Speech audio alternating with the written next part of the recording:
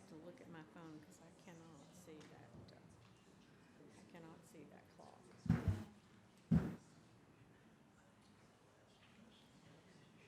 Gentlemen, are you ready down there? You ready down there?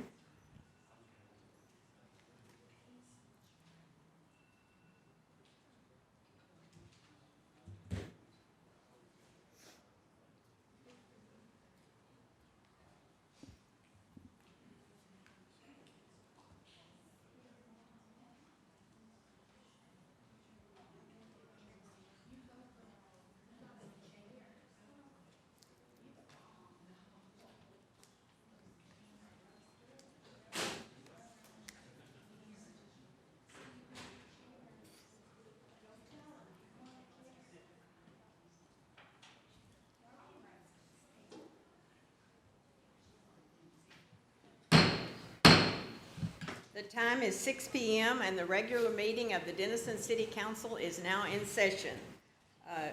Steve Saffron, pastor of First Baptist Church, will lead us in our invocation.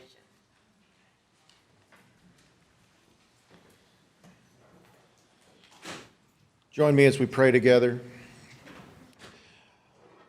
Father God, we thank you for the opportunity for this group of people to meet together to discuss the business of the city. And so, Father, we first of all ask your presence here and your wisdom to be among this group. Lord, that you would speak and bless this city with direction and with wisdom and with the discernment to do what is good and fair and right as they make decisions for this city. Lord, we pray for you to bless this city. We pray for you to bless Denison and its citizens, Lord. And we pray that we would be a city that does good for all people. It's in Jesus' name that I pray. Amen. Amen. This evening, we'll be led in our pledge by Boy Scout Troop 605.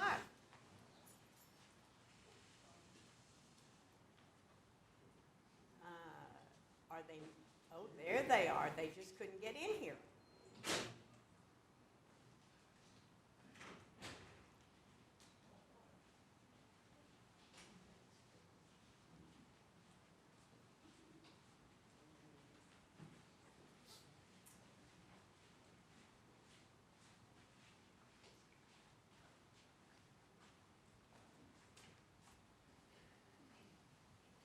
Anytime you're ready. Pledge. To the flag of the United States of America and to the republic for which it stands, one nation, under God, indivisible, with liberty and justice for all. Please join me in the Texas flag. On the Texas flag, I pledge allegiance to thee, Texas, one state under God, one and indivisible. Thank you very much, gentlemen and lady.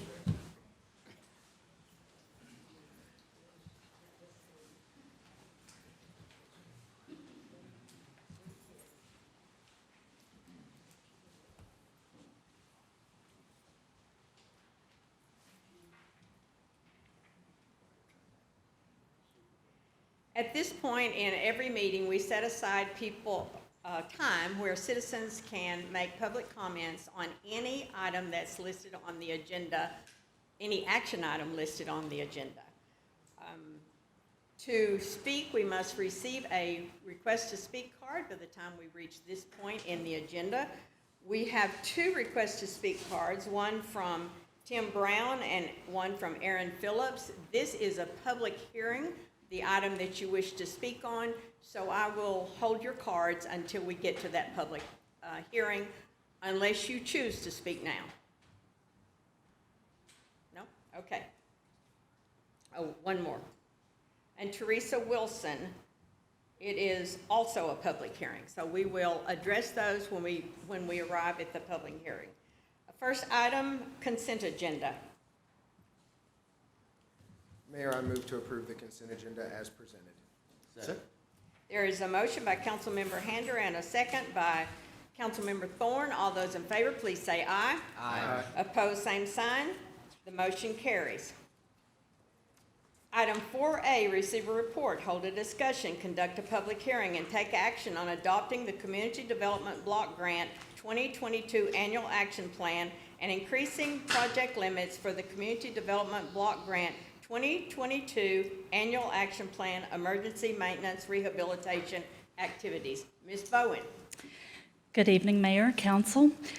This is the required time that staff have to come before Council and present our annual action plan. We're getting ready to submit this to HUD. The deadline to submit it to HUD is August 16th.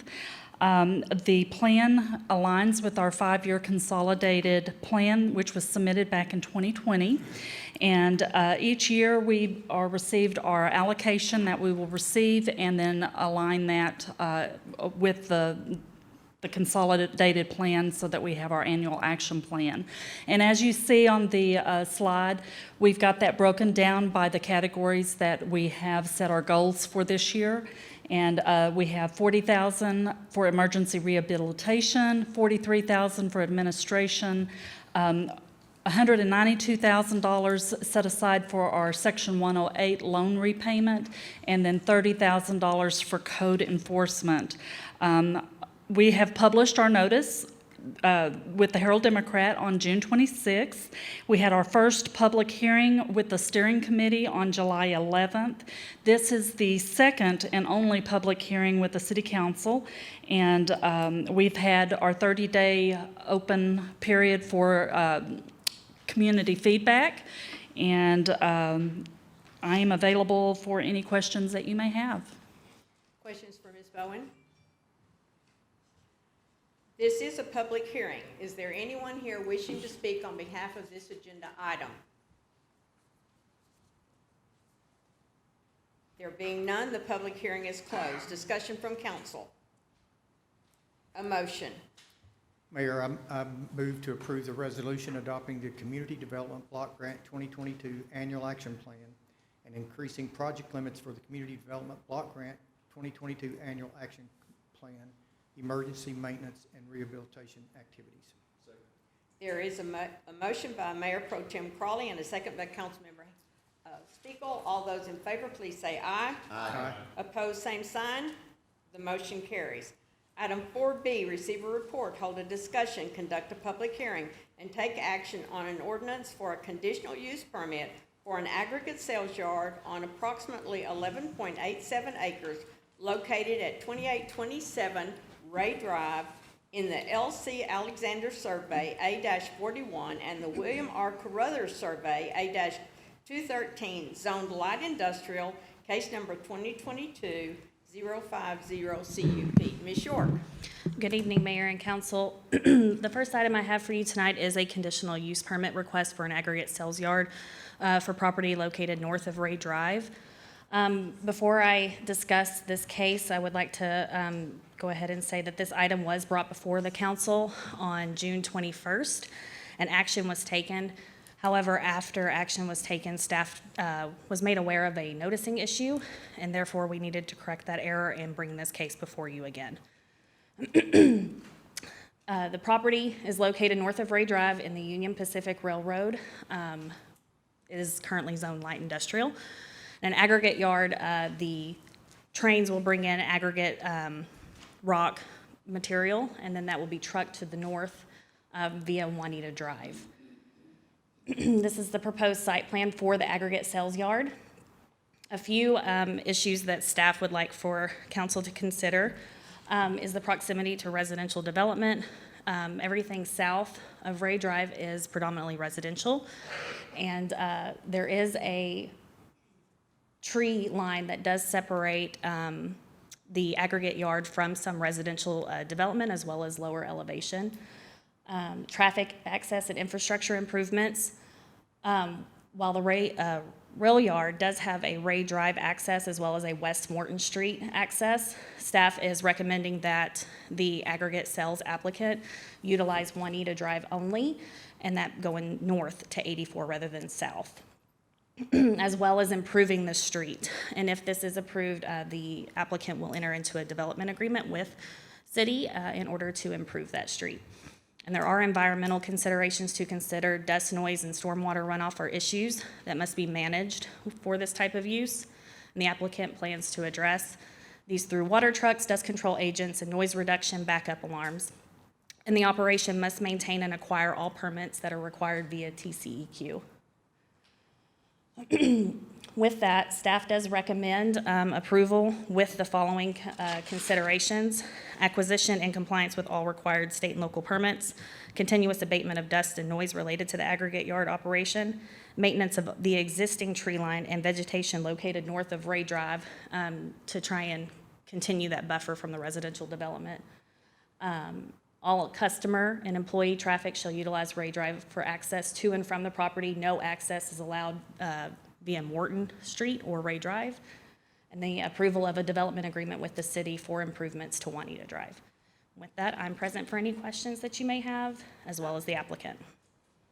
Did I not understand that there was also an agreement not only to improve the street, but to manage maintenance on the street? Yes, on an ma'am. annual basis? Yes, ma'am. Okay. All right. Questions from council for Ms. York? This is a public hearing. And I know that there are a number of you here wishing to speak on behalf of this agenda item. So what we're going to ask you to do is, if someone speaks before you and they have already stated what your position is, whether you are opposed or for, then we'll ask you to limit yours just to your position rather than going through the same things that have just been said. Each person will be given 3 minutes to speak. And those who filled out the cards, I will invite you up to the podium first. Tim Brown.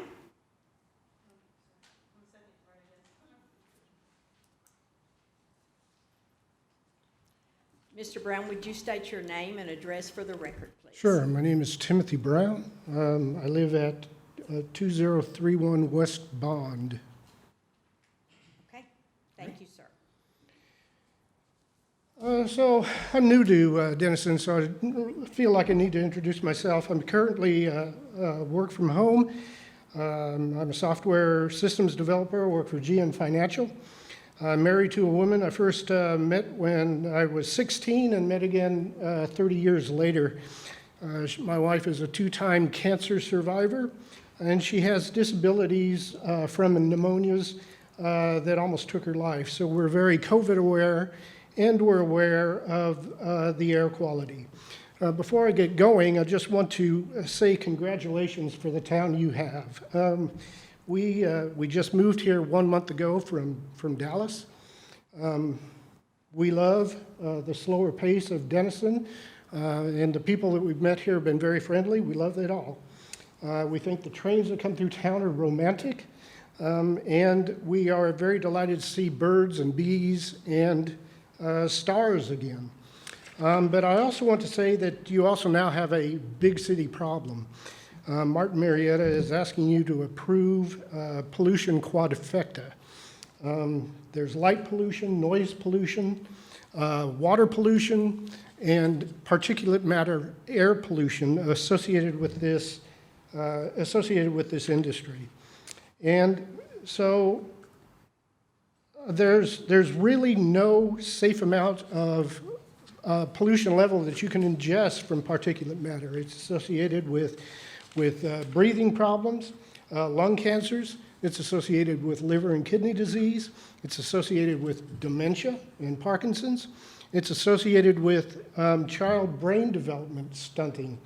And then I don't think we even need to talk about the rolling coal from the big diesel trucks that are going to be in and out of there. So pollution from aggregate plants and what's coming after that, concrete batch plants, is a real problem. It's a real problem for the citizens of this town and this community here. So I think we need to question whether or not we should welcome Martin Marietta here. And I think that the answer to that is, I think we can find the answer to that by looking in the past and looking to our neighbor to the south, McKinney. Martin Marietta in that community has had numerous complaints filed against it. They've had an unlawful release of cement dust. They have been fined and cited many, many times. And so what did McKinney do? Well, they've rezoned some land. They're trying to and may have even closed the plants now. And like any good neighbor, Martin Marietta took the city to court. So what I learned from this is that Martin Marietta is not interested in the pollution that they spew. They're not interested in their impact on the community. They're not very good neighbors, and they're not a friend of McKinney. And ladies and gentlemen, they're not your friend either. So I think you probably hear calls from people asking you to vote this down. That's not my call to action today. My call to action for you is to understand the real, long-lasting impacts of this industry. I want you to look at Martin Marietta's history in the communities where they are. I want you to listen to them with skepticism. And then I just want you to go ahead and vote your conscience and vote like it's your families that are impacted, because they are, okay? And then finally, I want to leave you with some pictures, okay? This is just things that came from just the Dallas Morning News over the course of the last couple of years. If we were to go to Houston, we would hear a lot more of this stuff.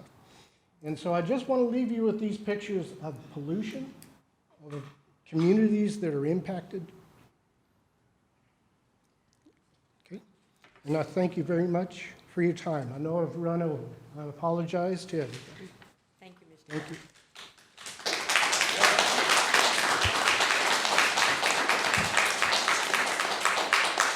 Okay, so we appreciate everybody's approval of Mr. Bowen's comments, but we're here to do the business of the city. So please, let's don't do that. Let's just let everybody be heard and let this process take its course.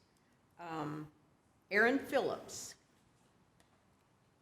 Miss Phillips, will you state your name and address for the record, please? Yes, ma'am. Aaron Elaine Phillips, 1627 West Parnell Street, Denison, Texas, 75020. Did you get that, Chris? Okay. Thank you. You weren't at the microphone yet, and I wasn't sure that our record recorded it. So, Sorry, thank you. never been here before. Okay. Are you ready for me? Yes, ma'am. Okay, it's no secret that the fiduciary duty of Martin Marietta is to the shareholders of Martin Marietta. Their job is to obtain as much growth and profit as they can for their company. And yet, these are the people that have been selected to tell the people of Denison about the safety, health, and quiet environment that everything will be. The council's fiduciary duty is not to Martin Marietta, but to the citizens of Denison, to their health and quality of life. But when I went online and inquired through my community and through the Planning and Zoning Board when I made a phone call, I was unable to find the evidence that reasonable care and due diligence were made to look after the welfare of our residents. In fact, the amount of information that has been completely omitted or unmentioned is astounding to me. There was no independent academic health study made available to show due diligence, even though we know these concrete plants are very toxic, as well as the aggregate that makes the concrete. There was also no side-by-side comparison with the other types of aggregate that were not disclosed. We know that there's going to be rock, we know that there's going to be gravel, but what is the other type of aggregate?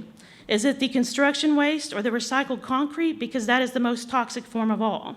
And I don't know what the other will be, I just know there will be other. There was no written notification to all of those in the particular flight path of the dust. It may not be legal that you have to tell everyone that's going to be in the flight path, but as a fiduciary duty, I would think that they would. My mother is quadriplegic from MS. My father is a Vietnam War veteran that is disabled as well, and both of them have respiratory issues. Little bitty dust particles can get into your lungs, into your bloodstream, and actually cause you a heart attack. There's actually more evidence of more heart attacks in Houston and other mega areas where there's concrete plants, where people typically don't live as long. There was no mention of the disasters at Gunner, McKinney, Midlothian, Dallas, and Houston. We don't have to wonder if they're a bad neighbor or not. We know they're not. There's no mention of them being a bad neighbor, and no mention of what all has happened at Gunner that is also in our county. There's no mention of the recent Sunset Commission report that reveals that TCEQ is a reluctant regulator. They refuse to report even multiple incidents as long as they are not required to, despite the Sunsets Commission, which is made up of senators, to please provide this information and report it, especially if it's repeated. Gunner right now has air above the allowable standards because TCEQ is allowing plants side by side to count individually, even though all their air is going into one big giant puff there. There's no mention of consideration for Mays Elementary and Ray Park.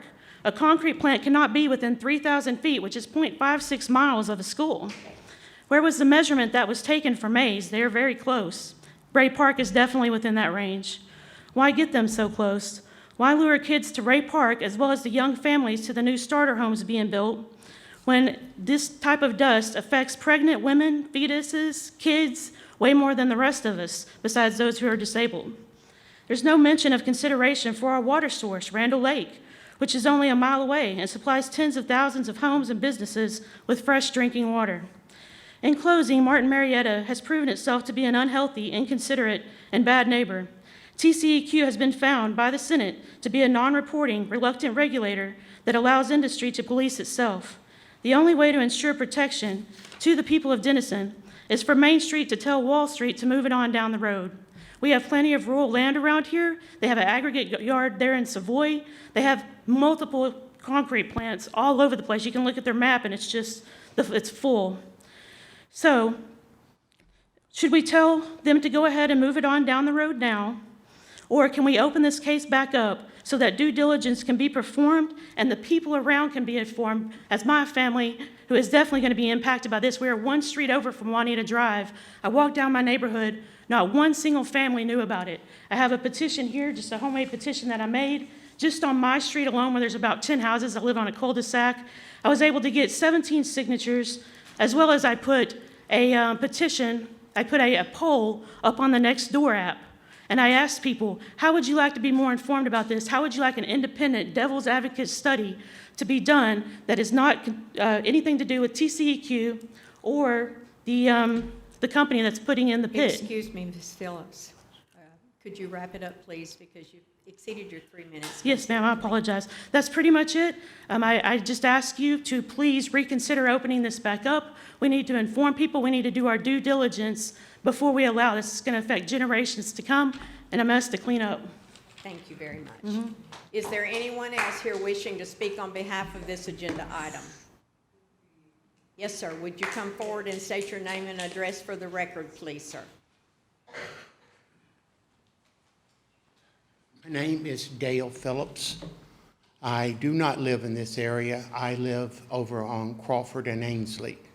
But I do understand what these people probably will go through because the actions of the November 17 City Council meeting has greatly affected the peace and tranquility of my life at my home because they voted to take away part of the green belt. Now, I have to listen to all that noise from that equipment all day long, every single day that they are operating. They do have a tree line. The tree line does not stop the sound.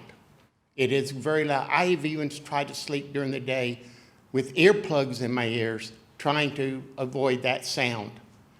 So if these people are going to have to, because they're going to have worse. They're going to have diesel engines doing engine brakes. They're going to have all the other noise that's going to be involved with it. If you ever went by that cement plant, the corner of 691 and Travis Street, when the wind is blowing out of the east, you can feel it hitting against your car. And if you made the mistake of ever leaving your window partially open, you're going to be choking. So even though it's not going to affect me directly, I feel for the people that it is going to feel directly involved. And I would ask the city council, I pray that y'all have not made y'all's decision in your mind before you even walked in here, that y'all will listen to us and tell them to go to some place that is away from any housing, or move to some other community? Because I was wondering, ask one question of y'all. If this place was going to be built next to your home or near your home, would you want it? And if your answer is no, then why would you want to put it onto somebody else? Thank you, Mr. Phillips. Anyone else here to speak on behalf of this agenda item? State your name and address for the record, please. My name is Gwendolyn Braxton, and I live at 1720 Meadowlark Lane, which is a block away from Juanita Drive, and about 6 blocks away from Highway 84. And my biggest concern right now, because everything else has been covered, so in addition to that, in the event that you guys do go ahead and approve this, that bottom bullet right there, if you were to take a trip down Juanita Drive right now, there's probably about 18 holes, varying from size and 18 inches in diameter all the way up to maybe 36. And they're pretty much holes, and they're there. And I call probably at least 4 times per year, and sometimes they come out and patch right away, but sometimes they don't get patched until, I guess, till the city gets time. And so for us to say we're going to have approval of the development agreement with the city for improvements on Juanita Drive, I want to know what, I would be interested in knowing exactly what type of improvements that would be. Because what's happening now and what's happened, I've been at my address for 30 years, 30 years in September, and it's been the same thing ongoing. And it hasn't gotten better, it's just only gotten worse because we got the traffic going to the industry out there as well as the high school. So we have that, and then we compound it with all the other things, everything that's been mentioned, and I won't belabor all those things. But I'm also with the final statement by that gentleman back there that just left, Mr. Phillips. If it was your house, if it was near your homes, would you guys consider putting it there, or would you go back and relook at it and get another evaluation? And that's what I think that the city really needs to do. There needs to be additional due diligence done, because it'll also impact the traffic going through, and then in the event that there are funeral services there. You know, the train stops already, and so all the other thing with the trucks coming back and forth, that's just gonna create additional problems. And so my plea would be that you guys back up and take another look. I apologize that I wasn't here with the initial, I think a couple of weeks ago when they brought it forth, but I was tied up doing some other things. But I mean, just hear the voices that are coming forth tonight and just take it into consideration. That's what I would like. Thank you. Thank you, Ms. Braxton. Is there anyone else here wishing to speak on behalf of this agenda item?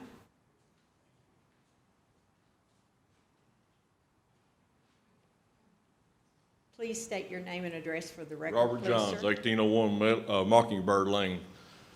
I just can't sit back and not come up here and come forward and say something. I'm not really a real good public speaker, but I have a head on my shoulders that tells me that this is not the thing that we need in our residential neighborhood. I live probably 100 yards from the area where those trucks are going to be coming in and out of. I worked in an industrial environment for 47 years. We purchased aggregates sand from Morton, Marietta, and Mill Creek. These items, all these products had silica dust in it. We had to wear dust masks, respirators. We had big dust collectors that gathered this dust. And this was in an enclosed environment where there wasn't any wind blowing from the weather. So therefore it was kind of contained. But I want to tell you right now, there's no thing that you can do to keep that dust in a safe manner. And when this dust is going to get in the air, and air will carry this fine silica dust, the fines, the small particles will carry a long distance. And we don't need to be breathing that stuff. And I can sit in my neighborhood and smell the odor off of Reeves Foods from the north. And I can only imagine how much of the silica dust is going to get carried out. And the traffic is the main concern for me too down Juanita Drive. I hear that they're going to stay from Juanita Drive, where they come out by the railroad tracks and go north to the 84. That's correct. Now, I don't buy that. You and I both know, all of you, it's a human nature. None of us wants to wait on a train. If we are a truck driver carrying those aggregates, we're getting paid by the payload. They're gonna get paid by the load. Or they're gonna have some kind of an incentive. They're gonna have a quota to meet. They got standards they gotta adhere to. They got a job to do. And you and I know that that train track is blocked from a train coming in. They're not gonna sit there and wait for that train to go. They're gonna go the easiest way out. They're gonna get on the road and get their load dumped and come back and get another. That's gonna add all this traffic on Juanita Drive up to Morton Street, and it's just gonna cause a wreck. We've already got a traffic problem enough as it is on Juanita Drive and Morton Street. So I'm asking council, like they've said before, consider if this was your front porch, and you're sitting there drinking coffee in the morning, and you're looking out across the street over there, probably about where the other side of the street, Main Street is, would you like to be looking at that mess in your front yard? So I'm asking you guys, please, put it in your heart, put it in your prayer to do the right thing. And I'm not against the development, don't get me wrong, I'm not against it at all. I'm sure the man that's putting all his houses in, the new development, 200 houses, I'm sure he'd like to find a cheap means of getting the concrete materials into his lots that he's building. But he wouldn't be doing due justice by letting his plant come in that close to his residential neighborhood. Thank you. Thank you, sir. Is there anyone else here wishing to speak on behalf of this agenda item? Martin Marietta, do you wish to speak? Oh, yes. Just 1 minute, please. Technology, right? Or batteries?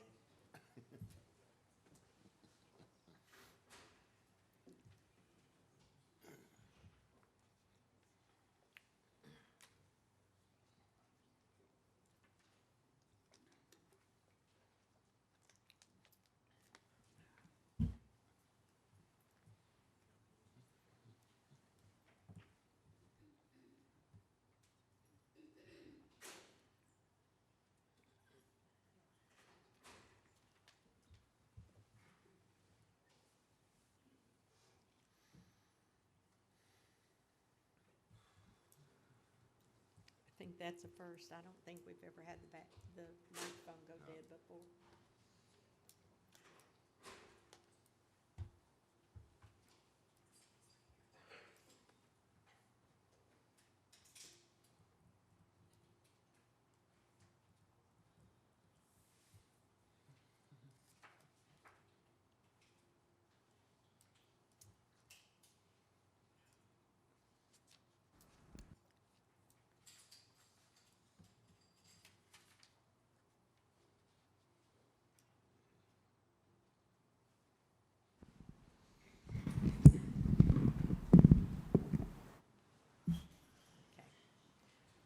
Would you state your name and address for the record, please? Yes. Kevin Stone, 1503 LBJ Freeway, Dallas, Texas. Sean Foley, 406 Gifford Drive, Capel, Texas.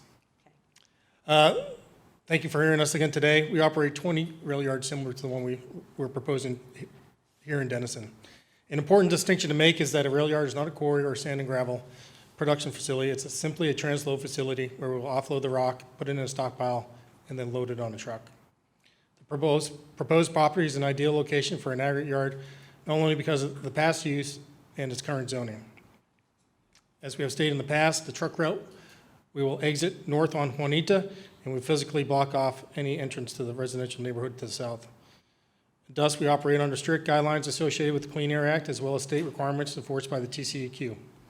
We have the appropriate dust mitigation measures in place, as we do at our other rail facilities to control dust. The proposed rail yard is an existing rail facility And to help mitigate noise, we'll have directional backup alarms on all of our equipment. The development agreement, we're entering into a development agreement with the city for the improvement of Juanita Drive. And just one point of clarification from earlier, proposed to pay the city to do the maintenance in that development agreement, not self-performing. And that included an engineering study to determine what kind of road should be there? Yes, in order we to were support actually the traffic? received that, and we plan to review that with the city and the development agreement. Operating hours, planned operator hours typically from 6 a.m. to 5 p.m., but on occasion due to public work, that's required 24/7 operations. Our lighting will be fully compliant with building codes, and we will be adjusting them accordingly due to any complaints. In closing, some additional benefits we bring are the improvements to Juanita Drive, the tax revenue, the contribution to the maintenance fund, and we are very active in the communities we operate in, and also increased availability of construction materials for the city of Denison and its growth. Thank you for your time. Are there questions from council for Morton Marietta? I would like to hear your response to the gentleman who mentioned about complaints in McKinney. Yes, that was a ready-mix batch plant. What we're proposing is an aggregate facility, which it does So not. just separate, these are separate entities. Separate entities. The phase 2 that we're proposing would be the concrete batch plant, which then goes through state public hearings as well back through this chamber as well. But did you receive complaints in McKinney from that plant? I know they're separate, but did you have complaints? Yes, I know I'm not directly responsible for that business, but, yeah, and the company took appropriate actions. I'm not aware of the details of that. And so the hours of operation will be 24/7? Typically, it will be 6 a.m. to 4 p.m. That's generally when we operate the rail yards, but if there's a textile project, a county project, or municipal project that requires night deliveries, it would necessitate being open at night. So if it's normally 6 a.m. to 4 p.m., what would be a condition that would cause you to operate outside of those hours? A textile project that performs work. Is that what you just said? Okay. A textile project Yes, ma'am. that they're working Yeah. during the night? Yes, ma'am. Okay, that makes sense. Okay, so how many aggregate transfer stations do you have in the state of Texas? 20. And how many do you have in the nation? I could not answer that accurately off the top of my head. Okay. I can certainly get you that answer. So,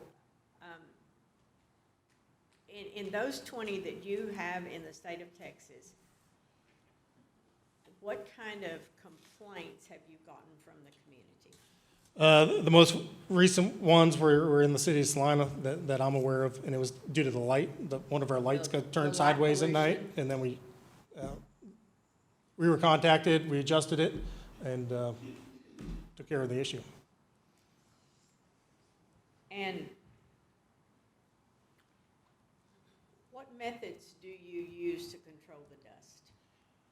We use water trucks primarily, and then also there's additional additives we can add in drought conditions to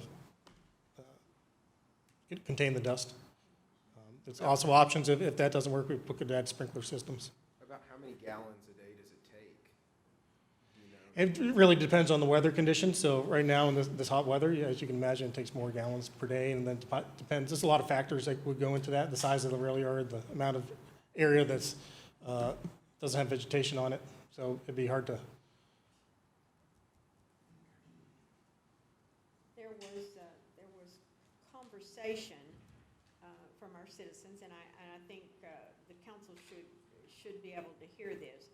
How many violations have you had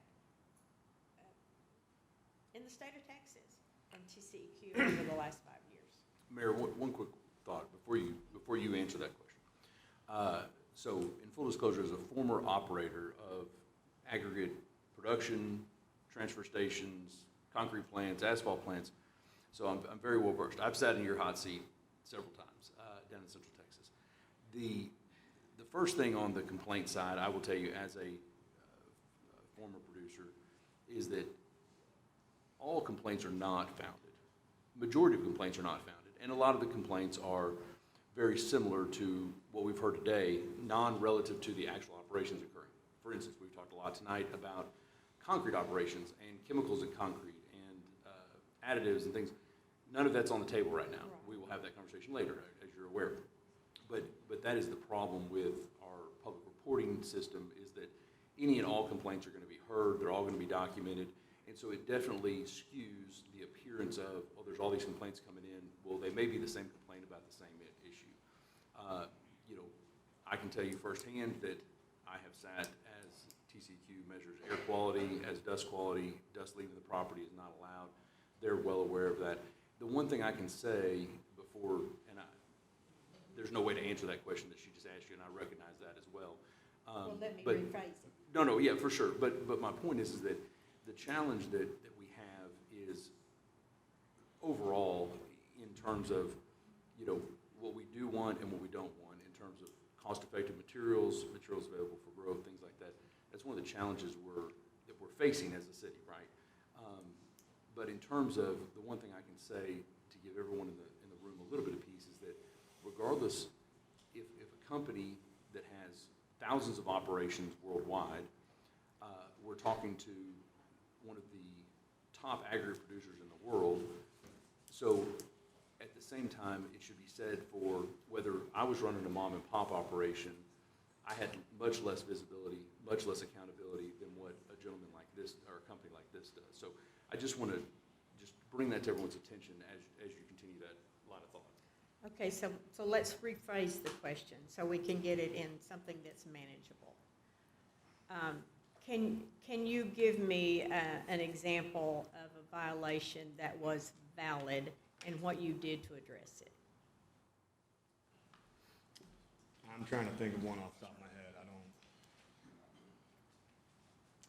I don't have a violation off the top of my head right now. Other than There was a recent one where we sent the sample in a day late by mistake. It didn't make the mail. That's one I'm aware of. Minor, but what I will say is we take every complaint, whether through the TCEQ, the city council, or a neighbor, we take those very seriously.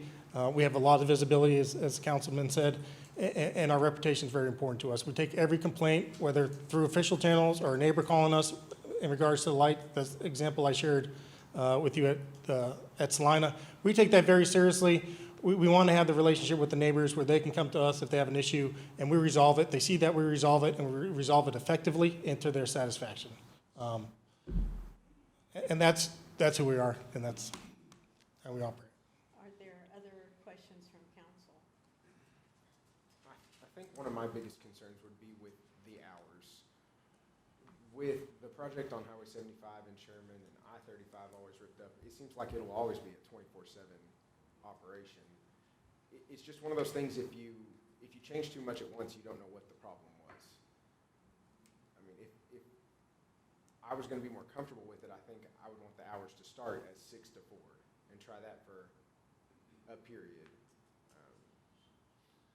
Because otherwise, 24/7, when TxDOT needs it, when's TxDOT not going to need it? Was that it? Go ahead. Yeah. Yeah, so those projects are bid projects, and they're usually multiple years with long lead times from bid to build. And then when the projects start, I mean, there's a ramp-up period on those projects until there's a heavy material demand. So and initially, to your point, our operations would be 6 to 4. And Councilman Lehander, the one thought on that is that unfortunately, the way we do build our highways in Texas, as you see the patching that's going on in 75 right now, most of that is done after hours. That doesn't mean, though, that every bit of materials that's being supplied to that project are being manufactured and created after hours. A lot of that will happen during the day. They will be ready to be used that night, and then therefore, the whole process starts over the next morning at 6 a.m. So you're not batching every single yard of concrete after hours at that point, and not that you're batching concrete yet, but wherever your aggregates are going that are being batched at that point in time. So that's something to be thoughtful of as well, or let's say that the asphalt plant's running out on 120, well, they're not gonna try to deliver those materials and use that in the asphalt mix that night. Those materials will be delivered days in advance, if not weeks in advance, and then they will slowly go into production. So there's a lot of time on it. Trucks don't typically run 24/7 from aggregate yards. I mean, they do, but it's not common. It's not as common. That's just not the nature of it. Would that be a fair statement? That's a fair statement. Other questions from council? Is there anything else you want us to know? No, ma'am. Is there discussion from council? Is there anyone else in, here that wishes to speak on behalf of this agenda item? Sir, you've already spoken. I was just wondering if I can make one.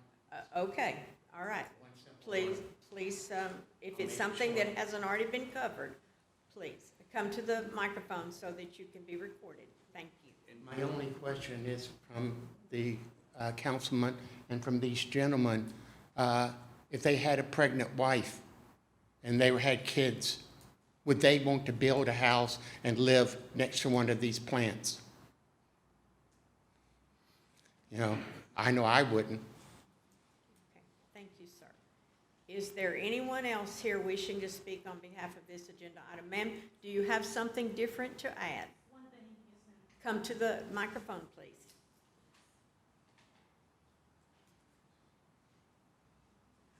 I would just like to add that once this goes in, TCEQ will be the one that monitors our air quality, our water, and determines if we are being polluted or not. TCEQ is not reliable. They've been ruled that by the Senate committee last month. The Sunset Committee said that they were unreliable. They made suggestions to them. They've already rebutted them and said they do not want to change.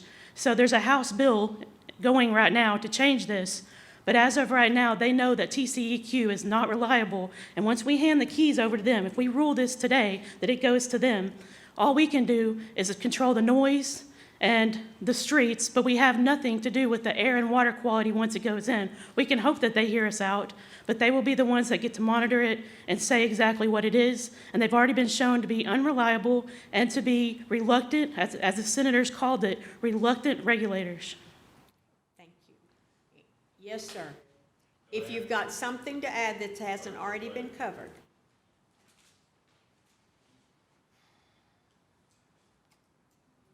We hear about watering this material down to keep the dust down.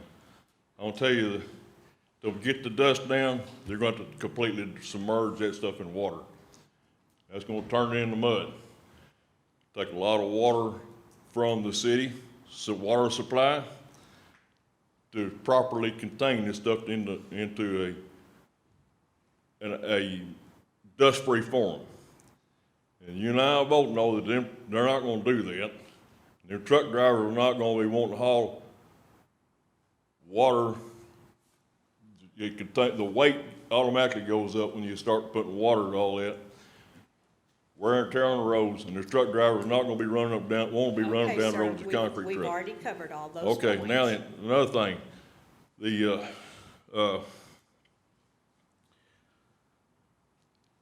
I've done drill blank. I'm so worked up about this, it shows you how adamant I am about this. I'm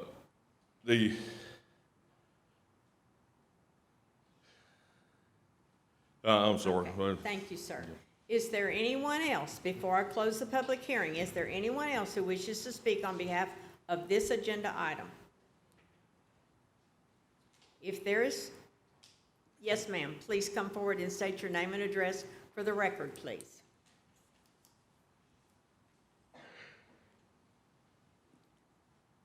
My name is Denison Dotson.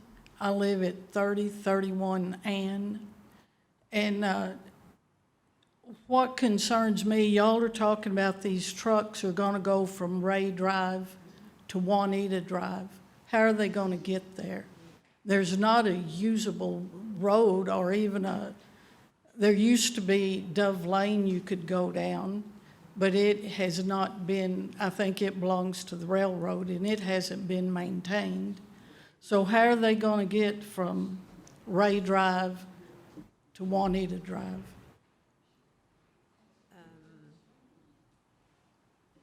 Ms. York, do you want to address that? Thank you, ma'am. The trucks will enter from 84 to Juanita Drive to the rail yard. That is the purpose of requiring them to use Juanita Drive to the north for customer and employee access. So is it my understanding that Ray Drive is going to be blocked off? Yes, ma'am. So it cannot be used? Yes, ma'am. Thank you. I know I've spoken. May I add one? Come to the microphone, please, sir, and cover only those things that haven't already been covered. I just have one question. Everybody who here is opposed to it, please stand. Sir, no, you're not allowed to do that. You are allowed to make public comments. That was my Anyone else comment. here that wants My to make a public public comment is comment that. can do that. My public comment is for everybody to stand. Okay. Thank you. Thank you, sir. All right. Is there anyone else prior to closing the public hearing? Because I want everyone to be able to have the opportunity to speak if you have something to say on this agenda item. If there are no others, then we will close the public hearing. Discussion from council. I'm hesitant. I don't want to take away the right of a business to try to locate, but we also have a right and a duty to our citizens. And so, while it's not that I don't want Martin Marietta to come to Denison, I don't think that this is the right location based on the residential properties that surround it. That's my 2 cents on that. Further discussion from council? Mayor, I just want to clarify, my comments earlier, I wanted to be transparent in my experience and history with similar type operations. I do feel confident that there, as far as operators go, I feel confident in who we have chosen to partner with on that. I don't want my comments to be conveyed by the citizens as just a downright support of this operation or location or anything of that nature. It's just to clarify a few points in that, as far as some misconceptions and things of that nature. I do want to point out, though, to Brian's comment, or Councilman Hender's comment, I do understand the comments that were made by the public in terms of if this was in your backyard, would you want it? I don't disagree with you. I don't care what it is in terms of a concrete plant, aggregate yard, quarry operation.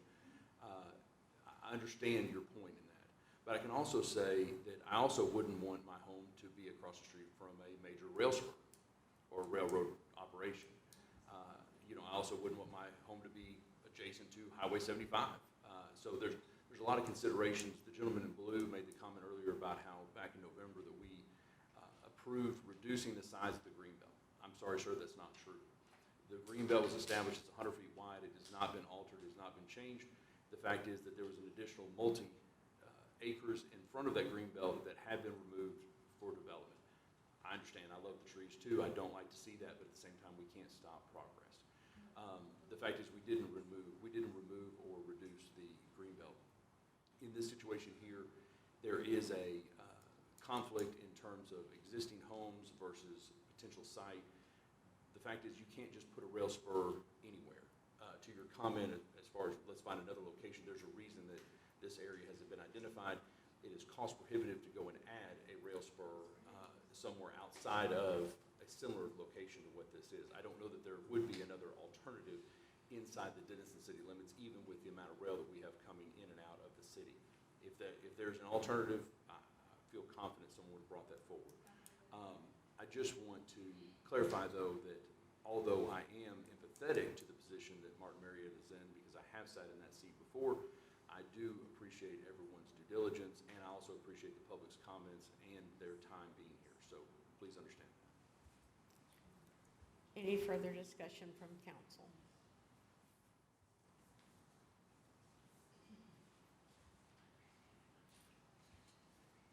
Is there a motion?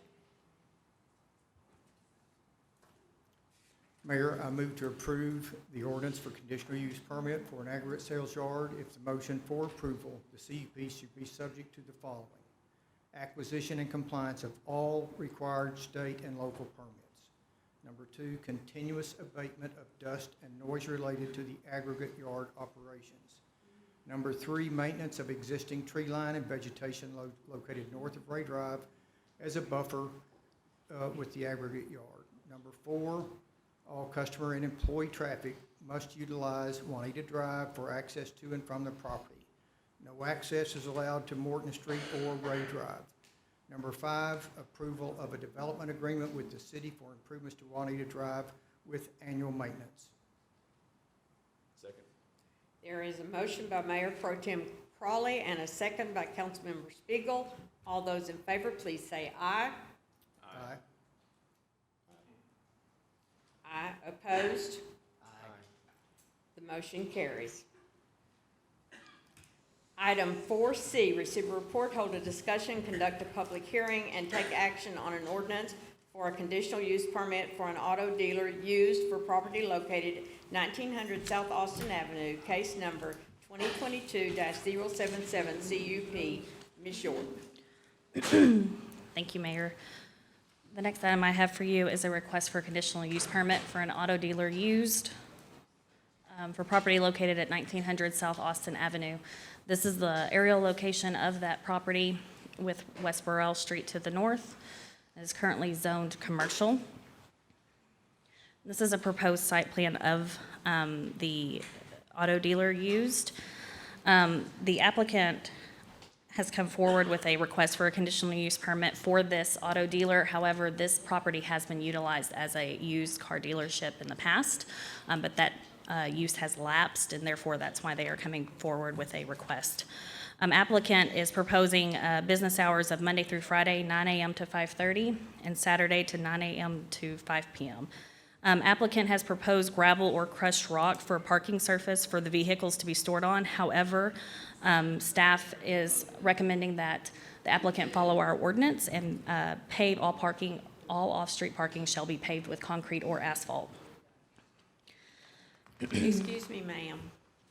If you're going to carry on a conversation, I need you to step outside, please, while we continue the business of the council. Thank you very much. Okay. Staff is also recommending that all open storage may not exceed 5% of the total lot area, and all excess storage shall be screened from all public streets. At the Planning and Zoning Commission meeting on the 26th, the commission recommended approval of this request with the additional condition of landscaping, additional landscaping requirement. Staff looked at the site, and our ordinance does call out a landscaping requirement of 8%, but we felt that was a little too stringent for this location. So I just wanted to mention that the Planning and Zoning Commission did mention landscaping requirements as a condition. And with that, staff recommends approval of this request, and P&Z did as well. One thing I forgot to mention is that there is a requirement for the applicant to screen their business from all residential zoning districts, and that is currently already happening on the east side. There is a privacy fence there. So with the additions of parking, the parking lot being paved, and all employee and visitor parking being striped, and then all open storage exceeding 5% being screened from all public streets, staff recommends approval. And I am present for any questions, and so is the applicant. Questions for Ms. York? On the drawing, it says pipe fence. Excuse me. Nope, sorry. Not knowledge of this. Is that like chain link fence? No, sir, it's the round tube piping fence that goes around the front. Essentially what you would see at a car dealership, what you would see like a white piping fence or just a regular piping fence that goes around so that customers or citizens can see the vehicles that are on the lot. So it's open? Yes, ma'am. On the front that faces Austin and Burrell, but the back is has a privacy fence. I believe it's a requirement in the state of Texas to have a dealer's license. You have to have that pipe rail fence. I mean, it could be something else, but at minimum, that is the security measure.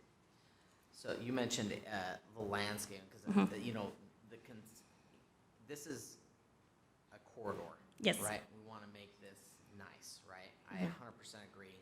Crushed gravel is not in the works. We need to have concrete or asphalt. I do think landscaping, when you say you think that's stringent, it could be less than 8%. 'Cause my idea is, I think we need to match it, because it is a corridor. We want to make it nice. And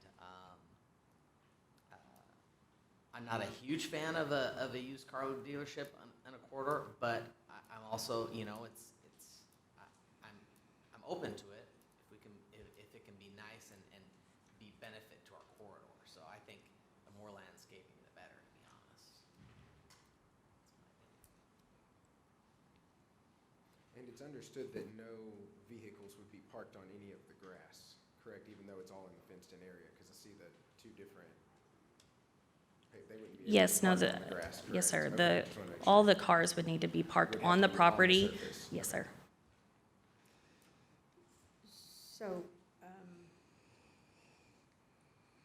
Councilmember Portright, you are asking for more than crushed gravel.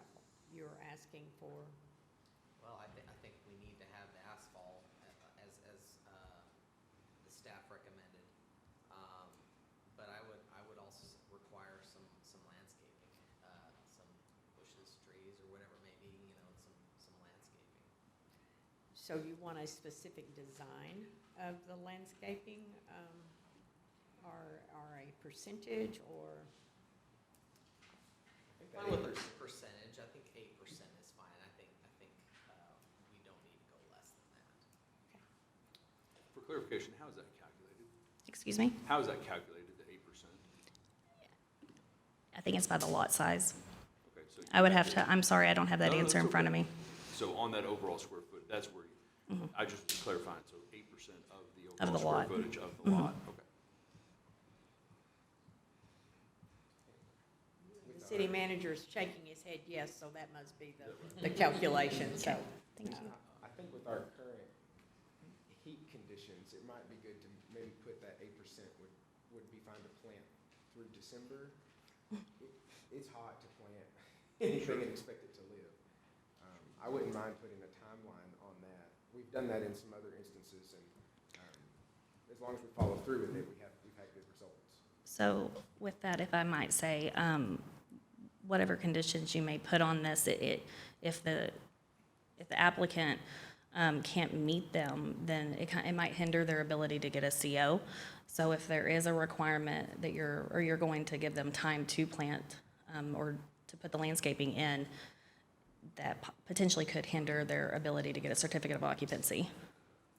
You can't give a condition, a temporary CO until such time as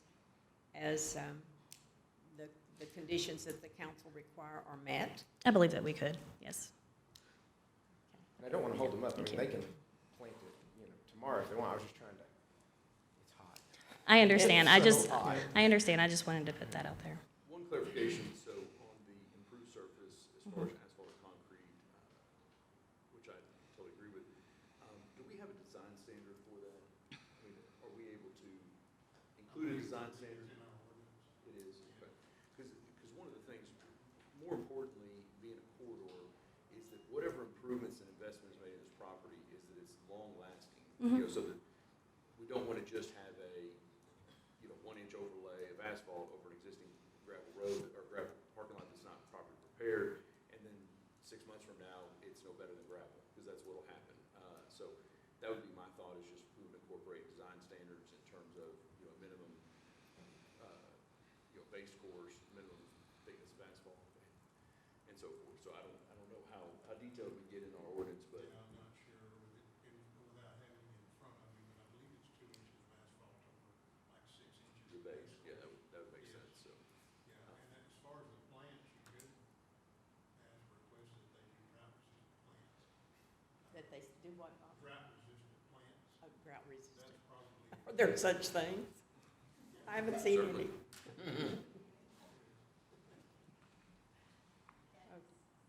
For further discussion from council? This is a public hearing. Is there anyone here wishing to speak on behalf of this agenda item? Is the applicant here? Yes, sir? Do you not want to speak to this, the discussion that the council has had? Okay. Is there anyone else here wishing to speak on this agenda item?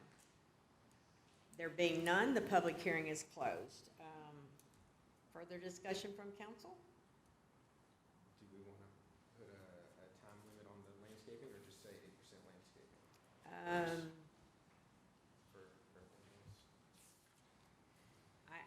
I think you could put a time limit on it and give them the benefit of not having to plan it right this moment, but only with the temporary CO, so that if that is not met, then you're able to not issue the permanent CO.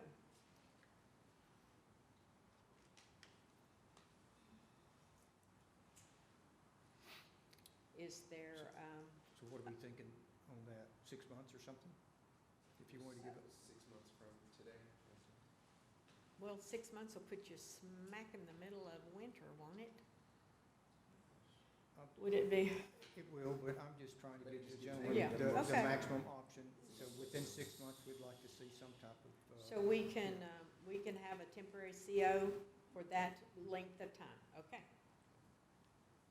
All right, is there a motion from council? Mayor, I move to approve the ordinance for a conditional use permit for an auto dealer used for property located at 1900 South Austin Avenue with the following conditions. All parking must be located on an improved surface and paved with either asphalt or concrete to city standards. All employee and visitor parking shall be striped. Open storage may not exceed 5% of the total lot area, and all excess storage must be screened from all public streets.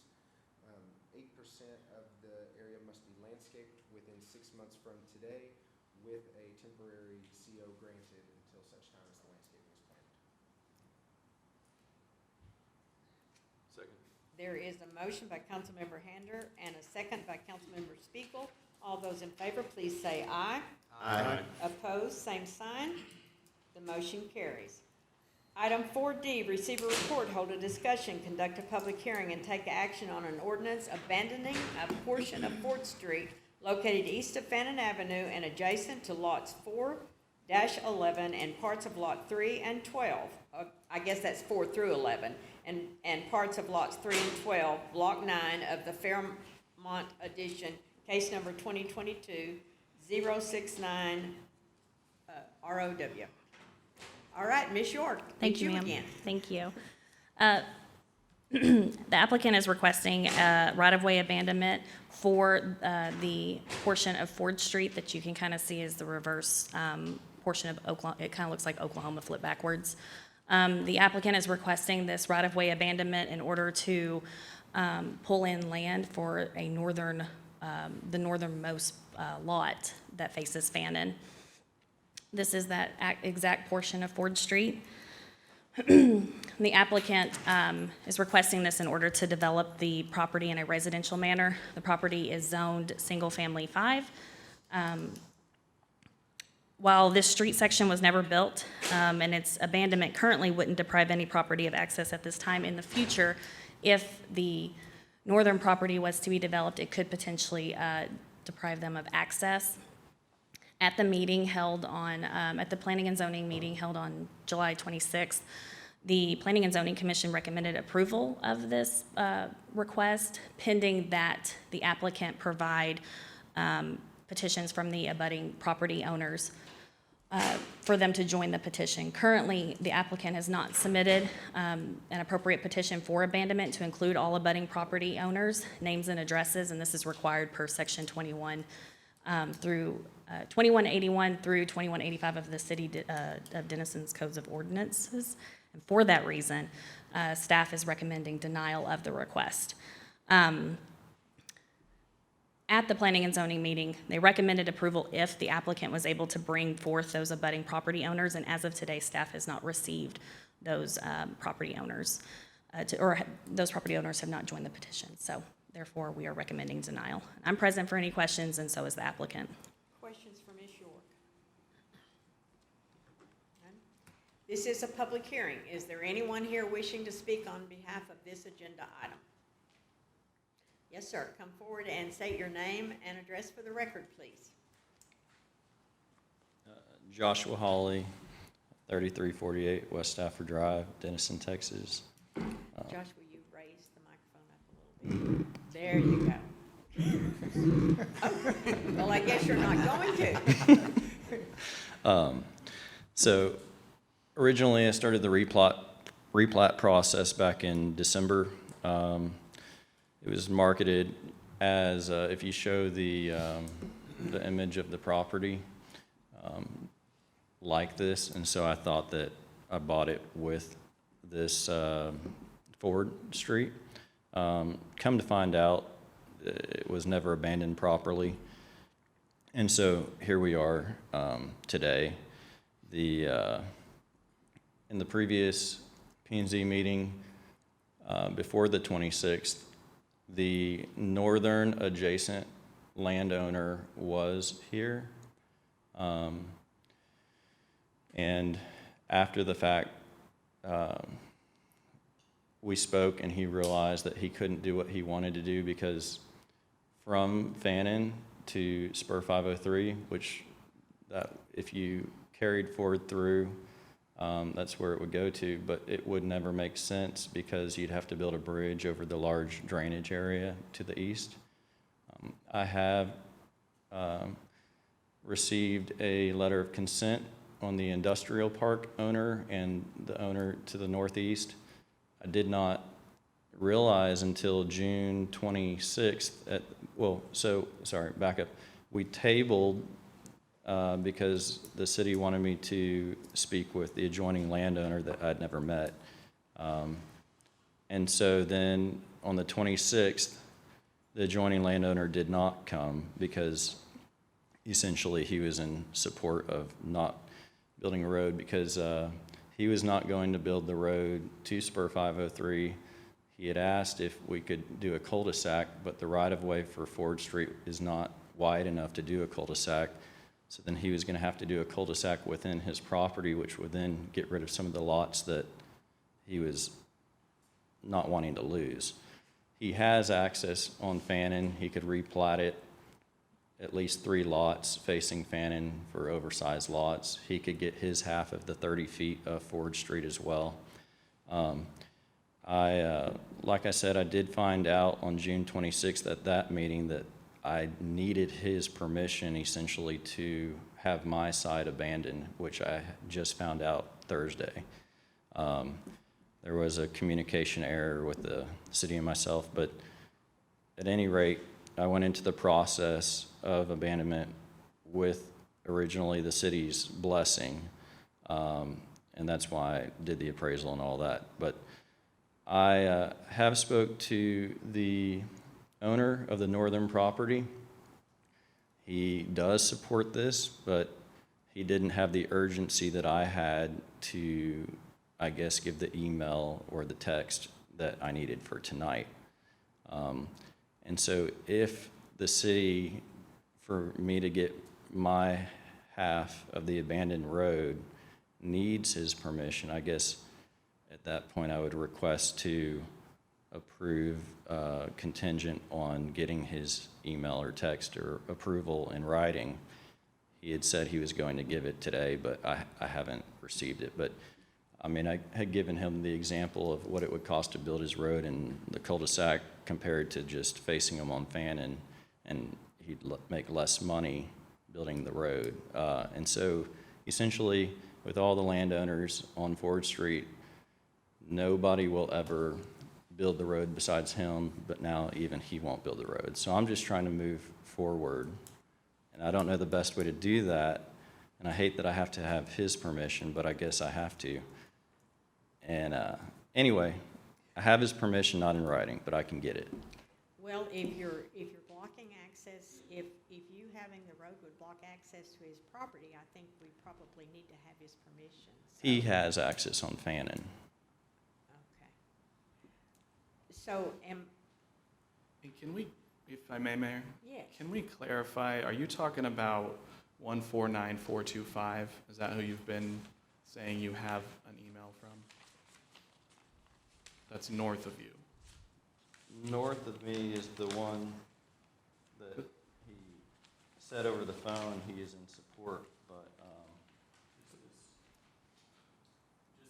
This is the right.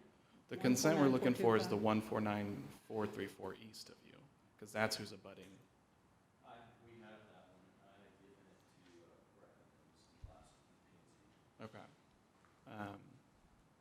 Yeah, that's the abutting property. It's U 149435 and 149434. Yes, the industrial park to the east and the northeast, I have that approval, to which I had given it whenever we went through P and Z, not the 26th, but 2 weeks before the 26th, maybe?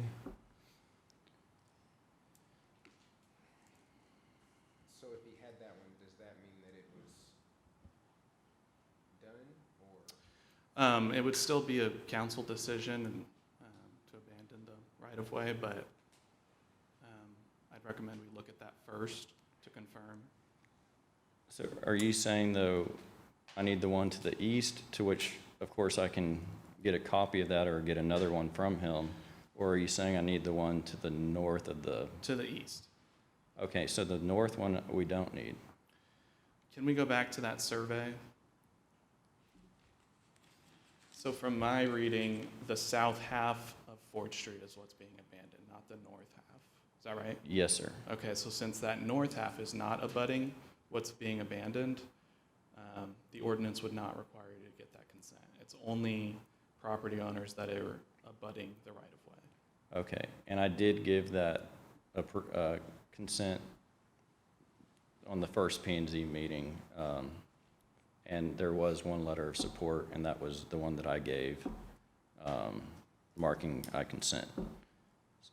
And that would be the property owner that you're mentioning to the east. Okay.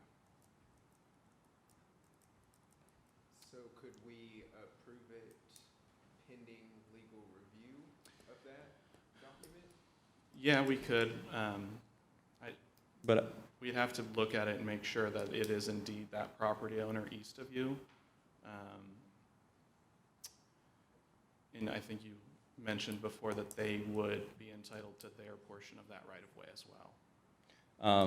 yes, I don't even need, the strip behind the depth of my lots. Okay. And so I've got a text between he and I where I'm going to give him that portion that abuts his. Okay, we probably need like a letter from him signed. I think that was what the P&Z was conditioned their approval on, or their recommendation for approval. Their recommendation on approval was the property owner to the north. Okay.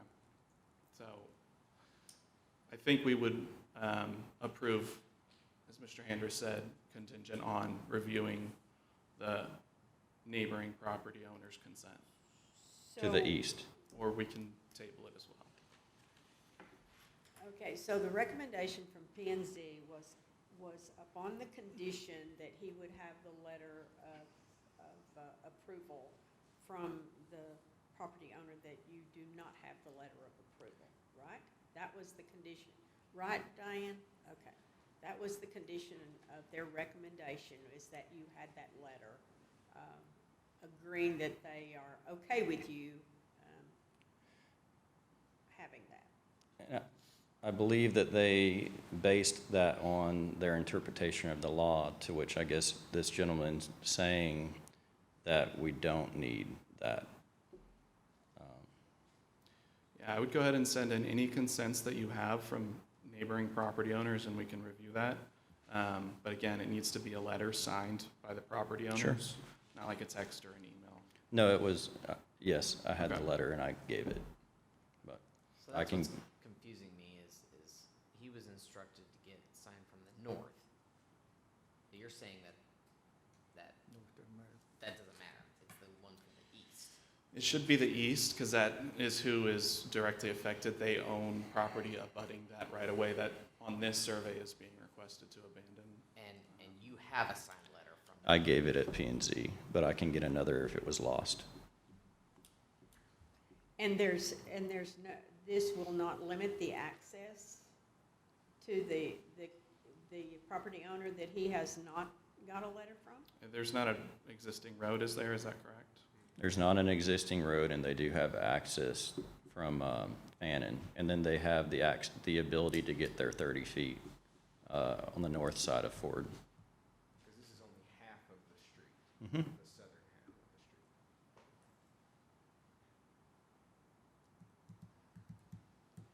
street. So I think our options are approval with legal review of the consents that he's received, or tabling the item to the next meeting to also review those consents.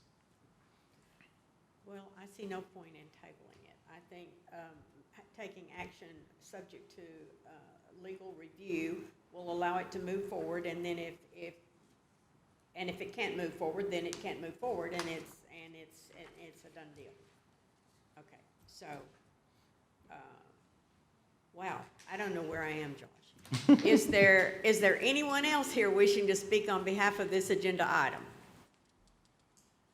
If there are none, the public hearing is closed. Is there any further discussion from the council? Then could we quickly have a motion before we forget what it was? We were gonna motion. Mayor, I move to approve the request to abandon a portion of Ford Street right-of-way located east of Fannin Avenue, contingent on legal review of neighboring property owners' consent. Second. There is a motion by Councilmember Hander and a second by Councilmember Courtright. All those in favor, please say aye. Aye. Opposed, same sign. The motion carries. Okay, you're gonna have to be very patient with me in this next portion.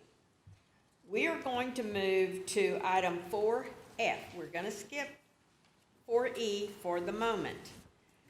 Receive a report, hold a discussion, conduct a public hearing, and take action on an ordinance rezoning 35.1 plus acres generally located at the southwest corner of Texoma Parkway and Texas Spur 503, east from agricultural, commercial, and single-family 7 to single-family 5, and to zone 60-plus acres of land to be annexed into the city limits to single-family 5, case number 2022-070Z. Ms. York. Thank you, Mayor. I appreciate the little mix-up that we have going on right now. So the applicant is requesting to initially zone and to rezone portions of the property that you see here. There is an annexation item that we just skipped over, but based off of planning and zoning's recommendation for the initial zone and rezone, the applicant has requested that we have this hearing first to see if he would even like to annex the property. So, moving forward, applicant is requesting to rezone and to zone to single-family 5. The northern portion of this property falls within the floodway, and so the applicant is requesting the SF5 zoning district in order to develop as much of the land as he can to the south. This was the initial concept plan that staff received from the applicant. However, the applicant presented us a different concept plan that showed that they were actually exceeding the square footage, the minimum square footage for lot size in the SF5 zoning district. They are looking to develop 6,000 to 10,000 square foot lots within this development. And staff is recommending approval of that SF5 zoning district in order to accommodate the 6,000 square foot lot size. We don't have a zoning district that accommodates that. However, the SF5 does, as those exceed the minimum square footage for that lot size. As I stated a minute ago, the Planning and Zoning Commission, after they heard the applicant and the case for this zoning, the initial zoning and rezoning, they recommended zoning to SF 7.5, single-family residential. However, after staff still recommends approval of the initial request, and after seeing the new concept plan, we still support that. So with that, I'm here for any questions that you may have, and so is the applicant. Okay, just for clarity, Yes, ma'am. what was the reasoning behind P&Z's recommendation that it not be SF5, but rather SF7.5? They were afraid that the SF5 zoning district would provide too much density for that area. Okay. All right. Other questions from council before I open the public hearing? No? This is a public hearing. Is there, just a moment, please. This is a public hearing, and we do have one card, request to speak. Teresa Wilson, would you come forward, ma'am, and state your name and address for the record, please? I did have prepared a packet for each one of you, because I have some maps and I wasn't allowed to present a PowerPoint.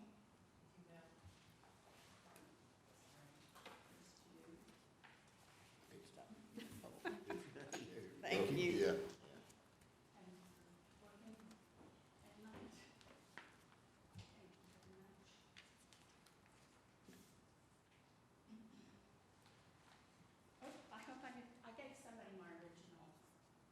Well, I have one that's tabbed. Is that, No, but it has writing. they're all tabbed? Okay. I have writing. Okay. Okay, can I trade you? Sure. I don't want to get in trouble there. Thank you so much. My name is Teresa Wilson. I live at 4011 South State Highway 91, and I have the property in front of this opportunity. And I'm kind of an island unto myself because I only have maybe 2 neighbors, and they have acreage as well that will be impacted by this. But I'm opposing this development as it stands. I have called 2 times to see if Mr. Vaughn had presented a new layout, and I wasn't told that he did, so I didn't have anything to work off of but his original opportunity. But in my presentation, Exhibit 1, the proposed development is densely populated and in some areas in the Iron Ore Creek floodplain. Exhibit 2, his proposed ingress and egress onto Highway 91 violates TxDOT requirements for a distance of 425 feet between driveways for traffic over 50 miles an hour. Traffic coming out of Denison and on the 503 is at 55. His driveway would therefore have to be moved into the floodplain, and it would, at 425 feet, it would be across from the crossover in front of the bus barn. And that would put it probably about 600 feet down to 503. And I don't know, there'd have to be a traffic variant study done by TxDOT, because I don't know if 55-mile-an-hour traffic coming that fast could allow for an ingress and egress there. But I did attach TxDOT requirements for you all and culvert requirements. Exhibit 3, the dense housing with no green spaces will cause flooding. My property already has a retention pond that Dr. Brown put in years ago, because he already did get flooding from behind the property. Even though we sit on a hill, there's no, it's not Plano. Plano in Spanish means flat. We don't have anything flat around there. So we've had flooding before, and it comes fast. And so I have a retention pond already, but I'm worried that this dense population of housing is going to just wash us away. Iron Ore Creek has tributaries. I mean, so just to say that's the floodplain, well, there's all little tributaries that are in Exhibit 4 that come fast. And so, like our property on the TxDOT easement, when it's raining, we can have tree trunks that are 15 feet in diameter just washing and sticking up the tributaries. So that's another concern. And the bus barn, as you all know, has had flooding. I mean, right now we are so dry. But several years ago, when I attached the news story, they had 4.5 feet. They had a lot of buses that were really damaged because they got water all in their exhaust systems and everything like that. Exhibit 5, I attached Texas Floodplain Management Quick Guide, which says that communities in Texas also have authority to regulate development with stricter local floodplain management requirements. I feel this is a little bit of a greedy grab. This gentleman could put 31-acre houses on that 33 acres and have a lot of absorption, or he could put 60 1/2 acres, but 129 houses crammed together is not going to allow for any drainage. It's not going to allow for any runoff. It's going to be a nightmare. And then Exhibit 6. This company is 1 year old. Mr. Vaughn's resume is sparse, aside from, and he has been in the Navy, and I admire that. I am thankful for anybody that goes to bat for us in the military. But he doesn't have a resume that allows any development.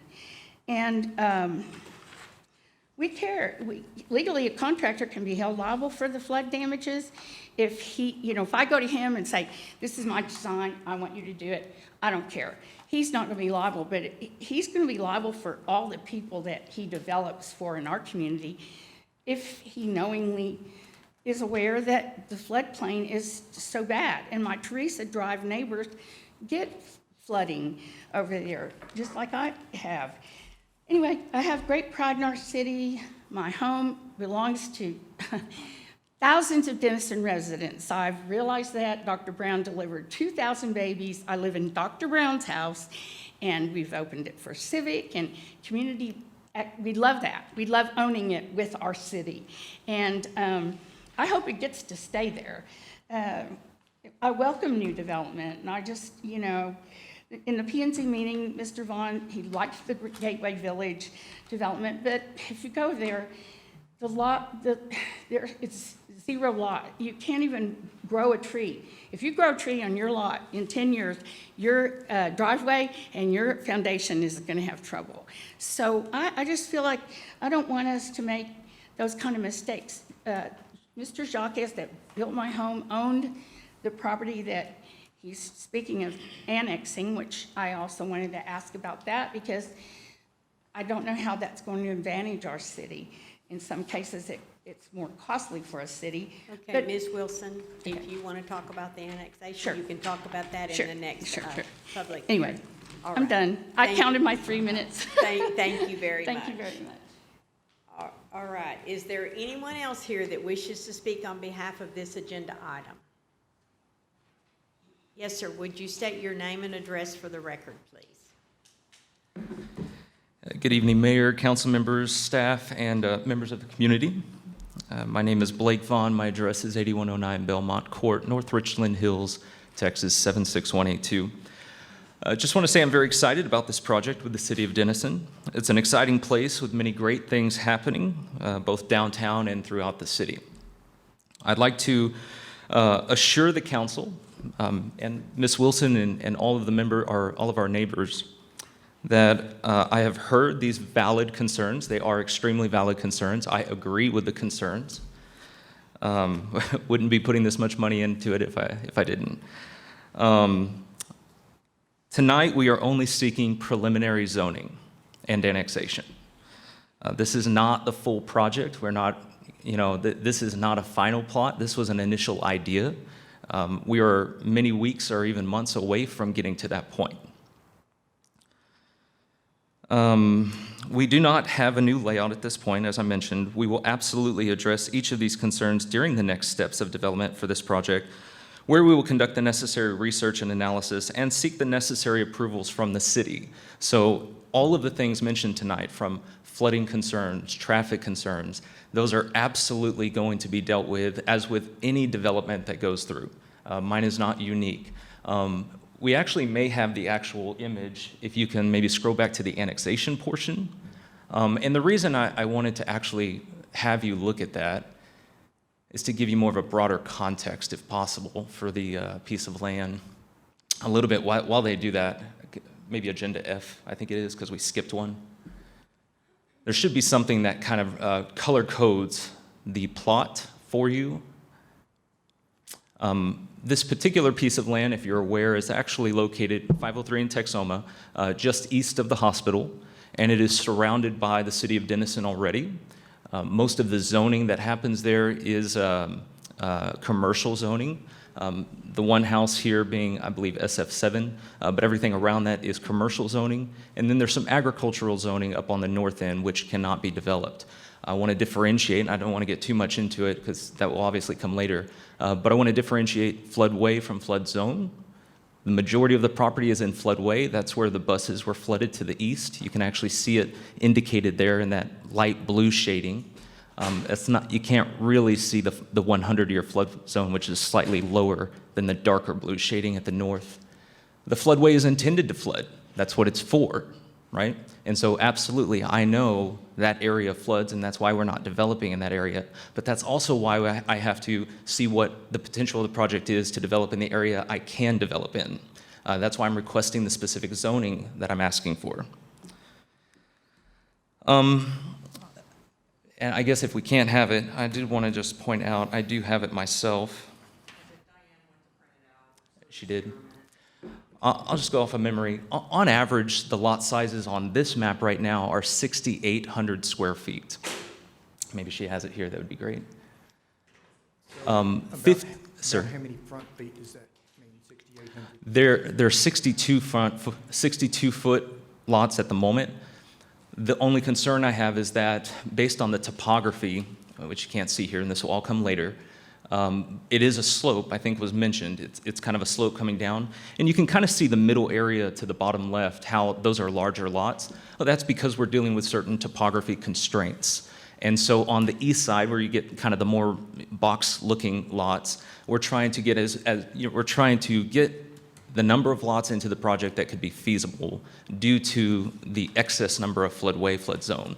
The beauty of the floodway or the flood zone and floodway is that we get 58 acres, 58, which is 60% of the land. 60% of the land is kept for green space. At the P&Z meeting, I think it was Ms. Wilson mentioned that there's maybe birds that like to come into the area, maybe some bees too that she keeps, and so those trees are important. And I want this to be a beautiful area as well. That's why we're keeping, luckily because of the floodway, 60% of the project for green space, 58 acres. I'm only developing 35. And then I think, one of the other things, and I'll finish with this, we don't have any particular plans, but this is certainly something that I'm open to, how we can utilize that green space. It's difficult, you can't build anything, but you can put things like roads or like a parking lot, maybe a park, something that's not going to cause additional flooding. And to that point, my engineers have been around since 1978, okay? I may lack certain experience in certain areas, but I'm obviously surrounding myself with people who have the experience. They've been around since 1978. An engineer cannot put their stamp of approval on a project unless they've done the due diligence to say you're not going to flood your neighbors. So not only is my project not going to flood, my particular lots are not going to flood, but also the neighbors around them are not going to flood, or else the engineer can't get it to be submitted for approval to you. And then finally, the asterisk marks up there, those are homes that are currently plotted inside the flood zone, the 100-year flood zone. That's a reason there's an asterisk on it. That requires a reclaiming process, and it requires approvals from FEMA. There's a specific process that engineers have to go to in order to get that approved. So those may or may not happen based on how that reclamation process goes. Sorry. Thank you, sir. Don't go away. You may have questions from council. Questions from council to the applicant? No? Yeah, I have just discussion on the question. Okay. All right. So this is my understanding of the process tonight. The applicant may or may not want to annex if he does not get the SF5. Is that correct? Yes, ma'am. It changes the feasibility of the project. Okay. So that may be questions that we need to ask him about moving forward, and about the recommendation from P&Z that it be SF 7.5 rather than 5. I understand that you say there are some larger lots, but if if we approve SF5, then that gives you liberty to change the width of those lots. So that's just information, and what was the concern of the P and Z. That was my concern as well. I didn't know if we could do a planned development zoning or something like that, because then we know how that flood zone, floodplain space is going to be utilized, and we have a little more say, and we can have a little more input from the community as well, as we try to move forward with this development. Because it does make me really leery that if we approve SF5, it could be very, very tight lots, which is something that the council and P&Z are both trending away from. We have discussed that that's not the quality of life we're seeking. That's my concern. So just a question from me about the process. So a project like this, it doesn't require a planned development zoning. If you do zoning SF5, he can do this without a planned development. That's correct. That's correct. Yeah, I think I'm with that. I'd rather have it be a planned development. And so we talk all the time about city community of choice, and we want to make sure that input from everywhere is put into this so that we can get something that we can be proud of for sure. Any further discussion? Okay. All right. Allow me to go ahead and see if there's anyone else that wishes to speak on behalf of this agenda item. And then, so is there anyone else here that wishes to speak on behalf of this agenda item? Come forward and state your name and address for the record, please, sir. My name is Manny Treviso. I live at 4466 Teresa Drive. I am the actual neighbor that is just to the west of the development. I just bought the property, my wife and I, a couple of years ago. And I guess I don't want to divulge myself. I work for the government as well, a government entity. And I work with council members and mayors and judges and all the time. I don't believe developers. You don't want to? Believe the developers. I know what they do. I inspect their jobs. And I am the person that is hated on their job sites. And what they do is against what you guys wish for them to not do. There's a big ravine on that first road, that white line from their property. That ravine is probably from my property 50 feet lower. And so that's a lot of fill they're gonna bring in as well. It goes up to the northeast and to the creek as well. It doesn't show it there on the map. How many feet lower? What did you say, 80 feet? It's about 50 feet lower than my property. Your property down to? Yeah, that ravine. Okay. And so it is really, really low. And so there's a lot of fill he's gonna have to bring in. Tax dollars, let's talk about that a little bit. So where is this water? I mean, obviously he's gonna pay for it, but what about the sewer? I mean, how much sewer is it gonna cost the infrastructure of City of Denison sewer? I mean, can he handle it? I don't know. Impact study, this development, our county roads suffer quite a bit.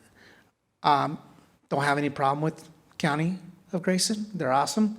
But they just chip sealed the road and they did a great job.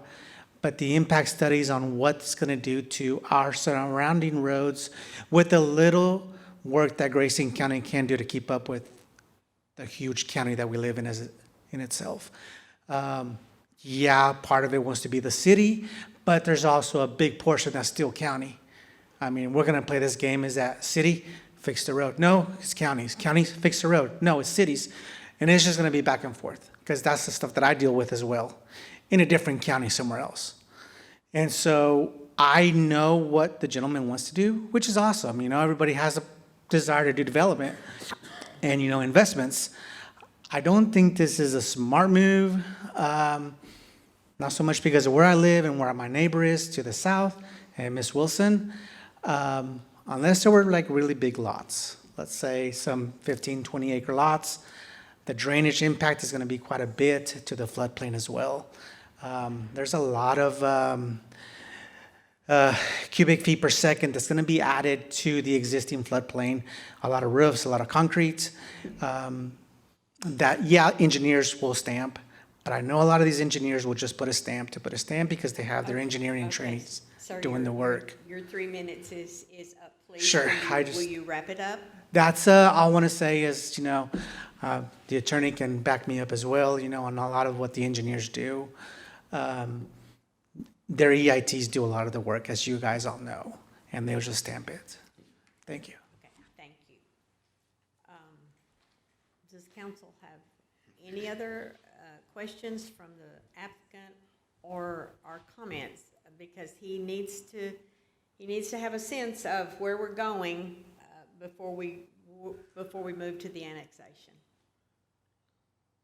I'd like to see a plan development. May I? Yes, sir. I'm just curious, it's a question, I guess, as to process. With the plan development, which is something I actually asked after the initial meeting, that's one way we can do it, and I actually asked the question first at the last meeting. I think my question is, at the next phase of approvals with the city, would there still be that way to have that input of this size lot here, basically you're not going to approve a plan that doesn't kind of meet with those expectations. Does that make sense? Without addressing the proper concerns. So does it necessarily mean withdraw everything, go through the process again by creating a plan development, or can we have the preliminary zoning so that we can move to the next step of actual, figuring out what it's actually going to look like? This is just a concept. Well, I believe you can do the same thing with the plan development, move to the next step. And is that not? Could you clarify what Cameron's coming alive over there, so I must have said something wrong. Could you clarify what you mean by preliminary zoning? Because we're annexing into the city, it has to be zoned something. It will default to agriculture, which I wouldn't necessarily want that because I don't know how long this process is going to take to actually get a community built. We want to be able to get off the ground as soon as possible. And so the preliminary zoning request is for SF5, even though I'm not building 5,000 square foot lots because of the giant ditch kind of going through the middle, and it's just not possible. But there may be smaller lots in the area where it is possible to make the overall project more feasible. So that's what I mean, can we move forward with the zoning request and then address the concerns around the types of lots or even how we develop out the park area and stuff in the community plan, since we're just doing the zoning? No. Cameron? Okay. Would you, The plan development would be the zoning, correct? Correct. So, that would be your zoning, is plan development, and then you bring the plan back. Once it's developed, you bring the plan back for approval, and the council gives you approval to move forward. When we had our meeting with Mr. Vaughn earlier this week, he did bring up the idea of a plan development. However, staff understands that this body likes to see what that PD language is going to look like, the concept plan, possible elevations, et cetera. And so with the time constraints, I did steer him towards straight zoning. However, if he were to pursue a plan development, obviously I assume his base zoning would be SF5. However, we don't have any kind of PD language to present to you tonight, so. So could we approve it as a planned development district pending a plan development agreement in the future as we go? Since we don't have an agreement to go off of now. now I'd probably recommend denying this request, or if you would like to rescind the request, and then staff working with the applicant to have a PD application. So it would be a different zoning application than what's being considered tonight, which is SF5 with a recommendation of SF 7.5. So am I to understand that if he did rescind the request, he would start the whole process over with the annexation as well, there's not an option to table that and allow him time to come up with PD language or concept plans or whatever we might need in order to bring it back before council?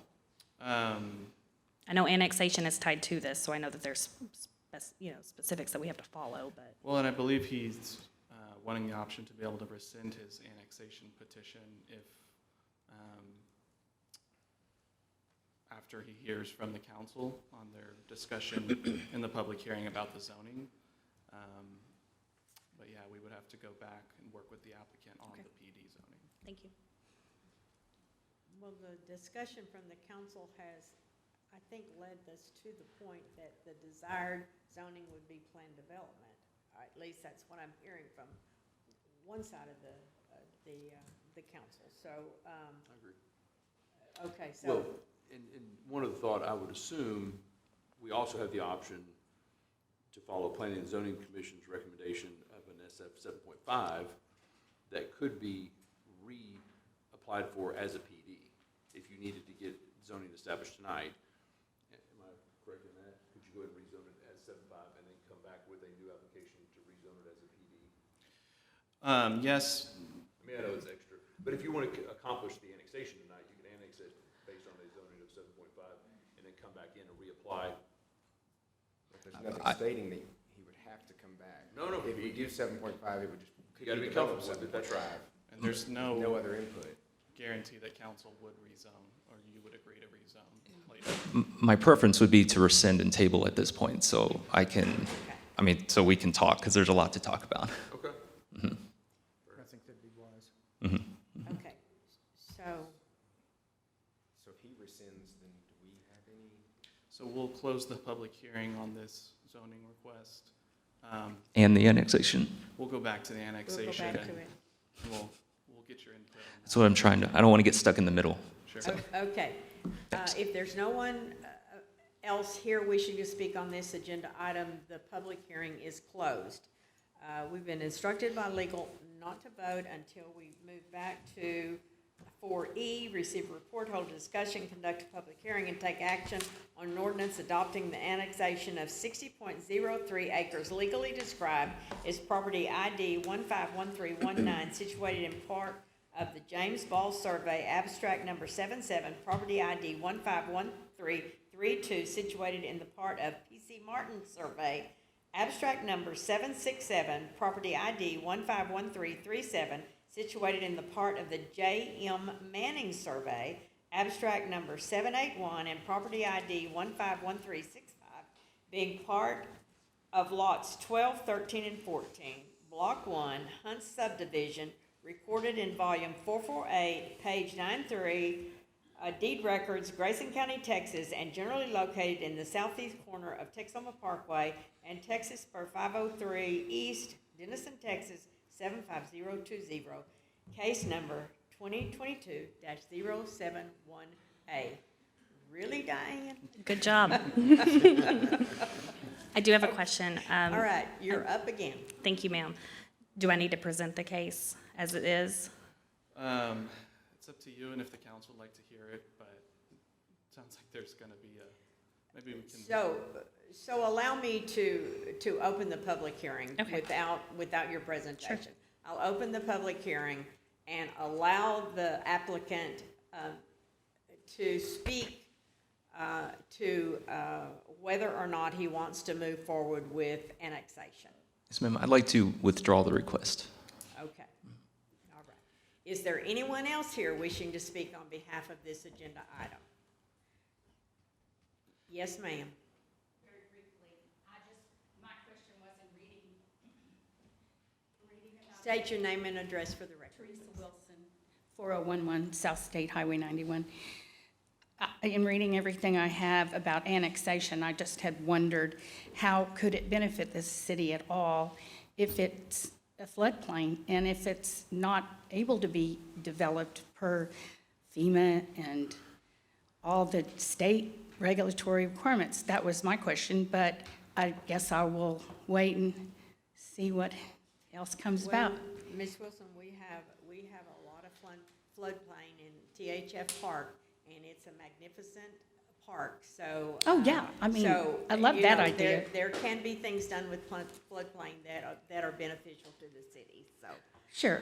So- I moved back here from Houston, and I lived this nightmare, and this is like all over again, because I had a 30 acres behind me that used to be Texaco, where I worked and had a career, and it became a development. And when you're sitting like when your street is an island, and you go a block down the street and a car is submerged, it's not a good feeling.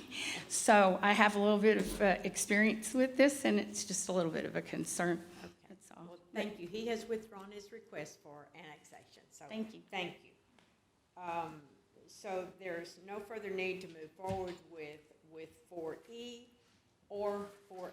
If I may, Mayor, let me make one clarification on 4F from the applicant. 4F also has a rezoning aspect to it for property that is already annexed into the city. Are you also rescinding your rezoning application? Correct. That was just for convenience to make it all the Just same. wanted to clarify that. Okay. Now we are good. So am I clear that we do not need to take action on either item due to his desire to rescind the annexation? Yes, ma'am. Okay. Thank you, Cameron. We made it through. Okay. Thank you all. 5A, receive a report, hold a discussion, and receive direction from council on the fiscal year 2023 budget. Ms. Alsabal. Good evening, Mayor and Council. This evening, I am here to present an update on the fiscal year 23 budget. As you know, developing a municipal budget takes months to do. This budget has been no exception. We began in March. We just finished the month of July, and we still have 1 month to go. The following slides I am about to present have been updated to reflect current figures.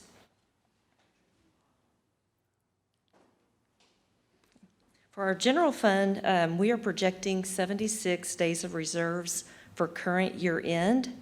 And for fiscal year 23, we are projecting 87 days of reserve. It's important to note that the 87 days does not reflect pay or personnel increases or built-in capital. So once everything is finalized and built into the budget, those days of reserves will decline. However, our goal is to stay within the 60 to 90 days of required reserves as stated in our financial policies. On the utility fund side, we're looking at ending the current year with 80 days of reserve, and we are projecting 80 days of reserve as well for fiscal year 23 year end. Again, these days of reserve do not include any request, so this number will also decrease.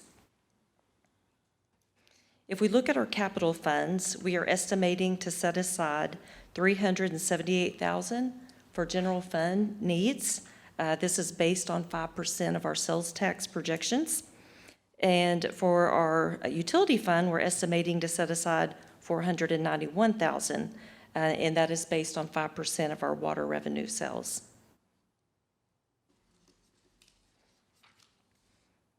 On this slide, you will see that our requests currently reflect $8.46 million in capital, $2.8 million in line items, and $2.25 billion in personnel requests. Percentage-wise, this is 64% in capital, 20% in line items, and 16% in personnel. As you've heard me mention before, capital typically does compose the majority of requests from year to year.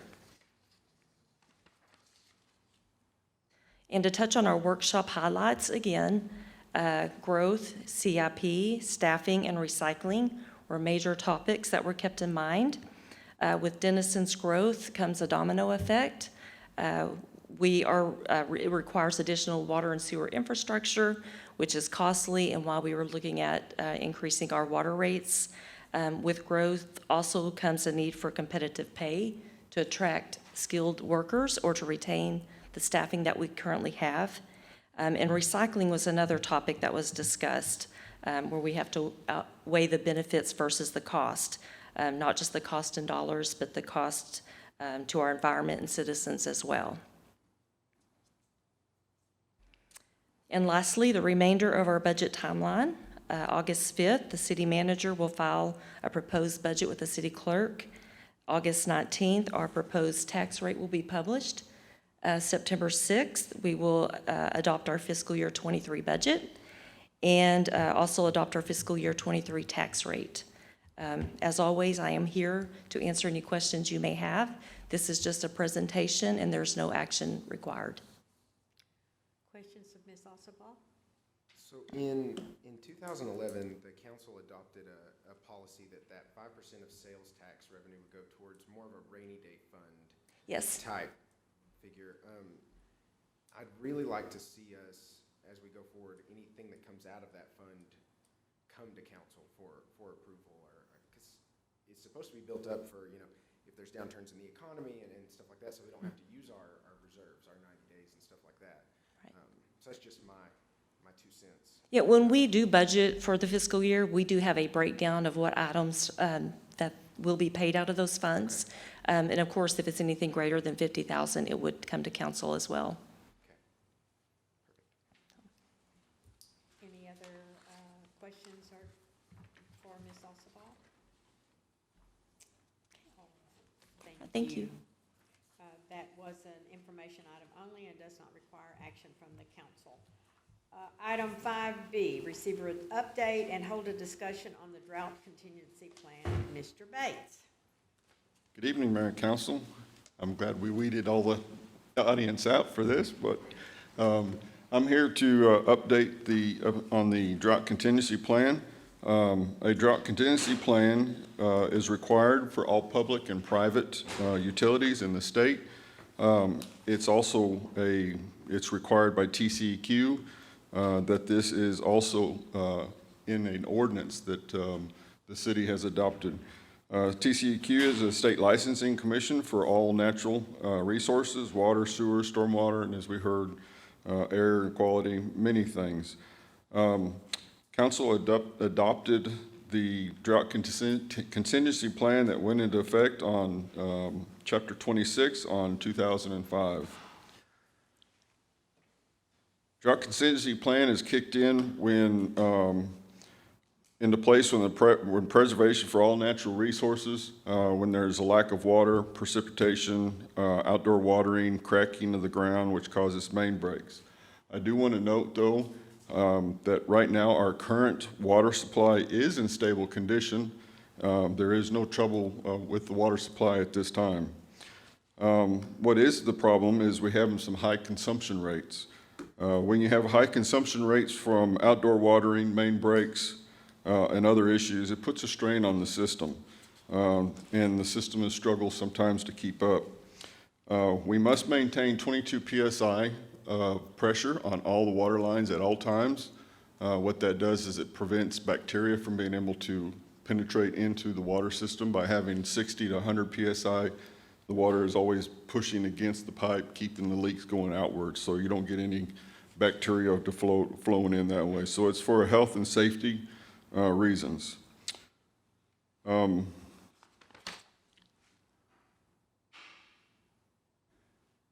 Our drought contingency is made up of 5 steps. Each step has conditions that must be met for us to move into stage 1, stage 2, or to back up from stage 3, 4, or 5. There's requirements in there. There's also additional line items that we can pick from on which steps of things that we want to implement to help reduce and help with the drought contingency.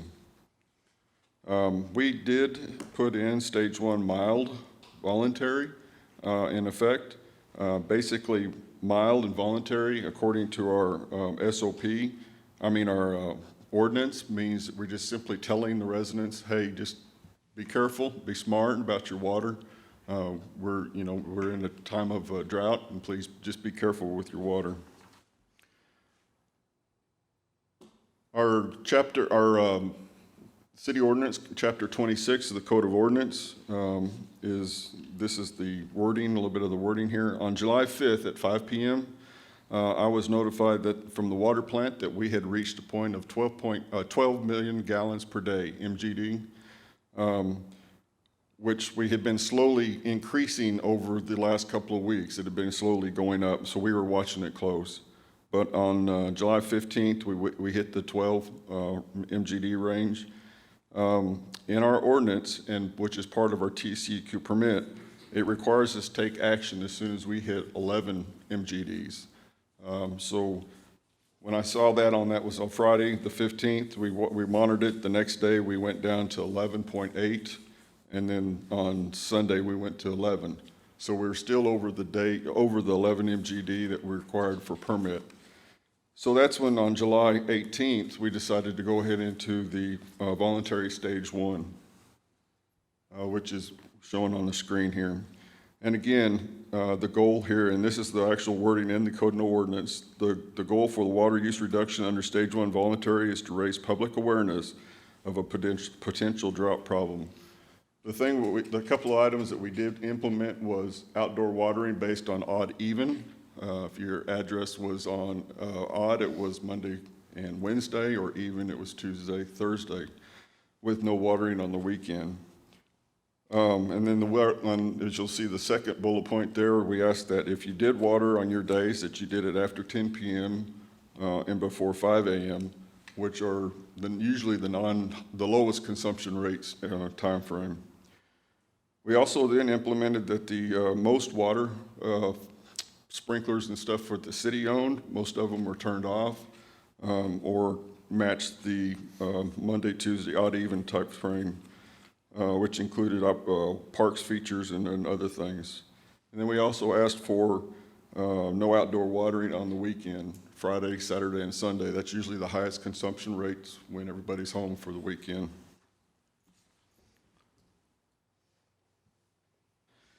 Here's a little graph. As you can see, many people assisted by reducing their consumption. We dropped down to 10.7 by midweek, and then we were down to 8.9 by Friday week. This consumption then kind of went back up when they started getting the process down to when their watering days are. We are now back up to about 10.9, 10.5 to about 11 is our average consumption rate right now. Here's just a quick breakdown. You'll see there on 715 we had the 2 breaks. That 14-inch main there is the one that actually hurt us the worst, which caused us to jump up as high as we did on the amount of water that was used. There was also several of our wholesale water customers. They also had main breaks, which then caused us to a little bit of struggle. They had to even set up boil water notices, so that does affect our system as well. The drought contingency plan going forward, right now we're thinking that we'll probably just maintain the stage 1 voluntary. As long as we can stay around the 11 MGD mark, we should be fine. If it starts dropping, then we can look at maybe lifting some of the voluntary restrictions, which they're voluntary, it's not restrictions, it's just our ask. Or if consumption goes up, then we may have to look into a mandatory situation. That's my report for tonight. I'm here for any questions. Questions for Mr. Bates? With the new growth and development that's happening, we're only going to use more and more water. Well, first let me start and say y'all are doing an awesome job, and the crews that are repairing those water lines are fantastic, because it's hot out there and they're kicking butt. They're really doing great. But how are we going to improve our treatment capacity? What's our plan? What do we as the council need to do to give you the tools to? You've already started that, sir. We're already in the current expansion of the water treatment plant facility, which will help us to have a little more capacity, or quite a bit more capacity to handle the growth that's coming. So that's already in it's also as well for the sewer treatment plant. Those 2 projects are underway, plus the intake structure, the new one that's coming in from Texoma that dumps into Randall Lake. So it's in the works. It's just going to take us a little time to get the construction done and start seeing those benefits. Perfect. Thank you. Any other questions for Mr. Bates? Thank you, Ronnie, and thank you for keeping the council updated. The packets that you hand-delivered were very useful, so thank you very much. Appreciate it. Pursuant to Chapter 551 Texas Government Code, the council reserves the right to convene an executive session from time to time as deemed necessary during this meeting to receive legal advice from its attorney on any posted agenda item as permitted by law, or to discuss the following. Consult with attorney on a matter in which the attorney's duty to the governmental body under the Texas Disciplinary Rules of Professional Conduct conflicts with this chapter, and/or consult with attorney about pending or contemplated litigation or contemplated settlement of the same, section 551.071. Confer with city attorney regarding designing downtown Denison. Discuss the appointment, employment, evaluation, reassignment of duties, discipline, or dismissal of, or to hear a complaint against a public officer or employee, section 551.074. Discuss city attorney position. Pursuant to section 551.127 Texas Government Code, one or more council members or employees may attend this meeting remotely using video conferencing technology. The video and audio feed of the video conferencing equipment can be viewed and heard by the public at the address posted above as the location of the meeting. The time is 8:09 and the council is now in executive session. Okay. Thank you.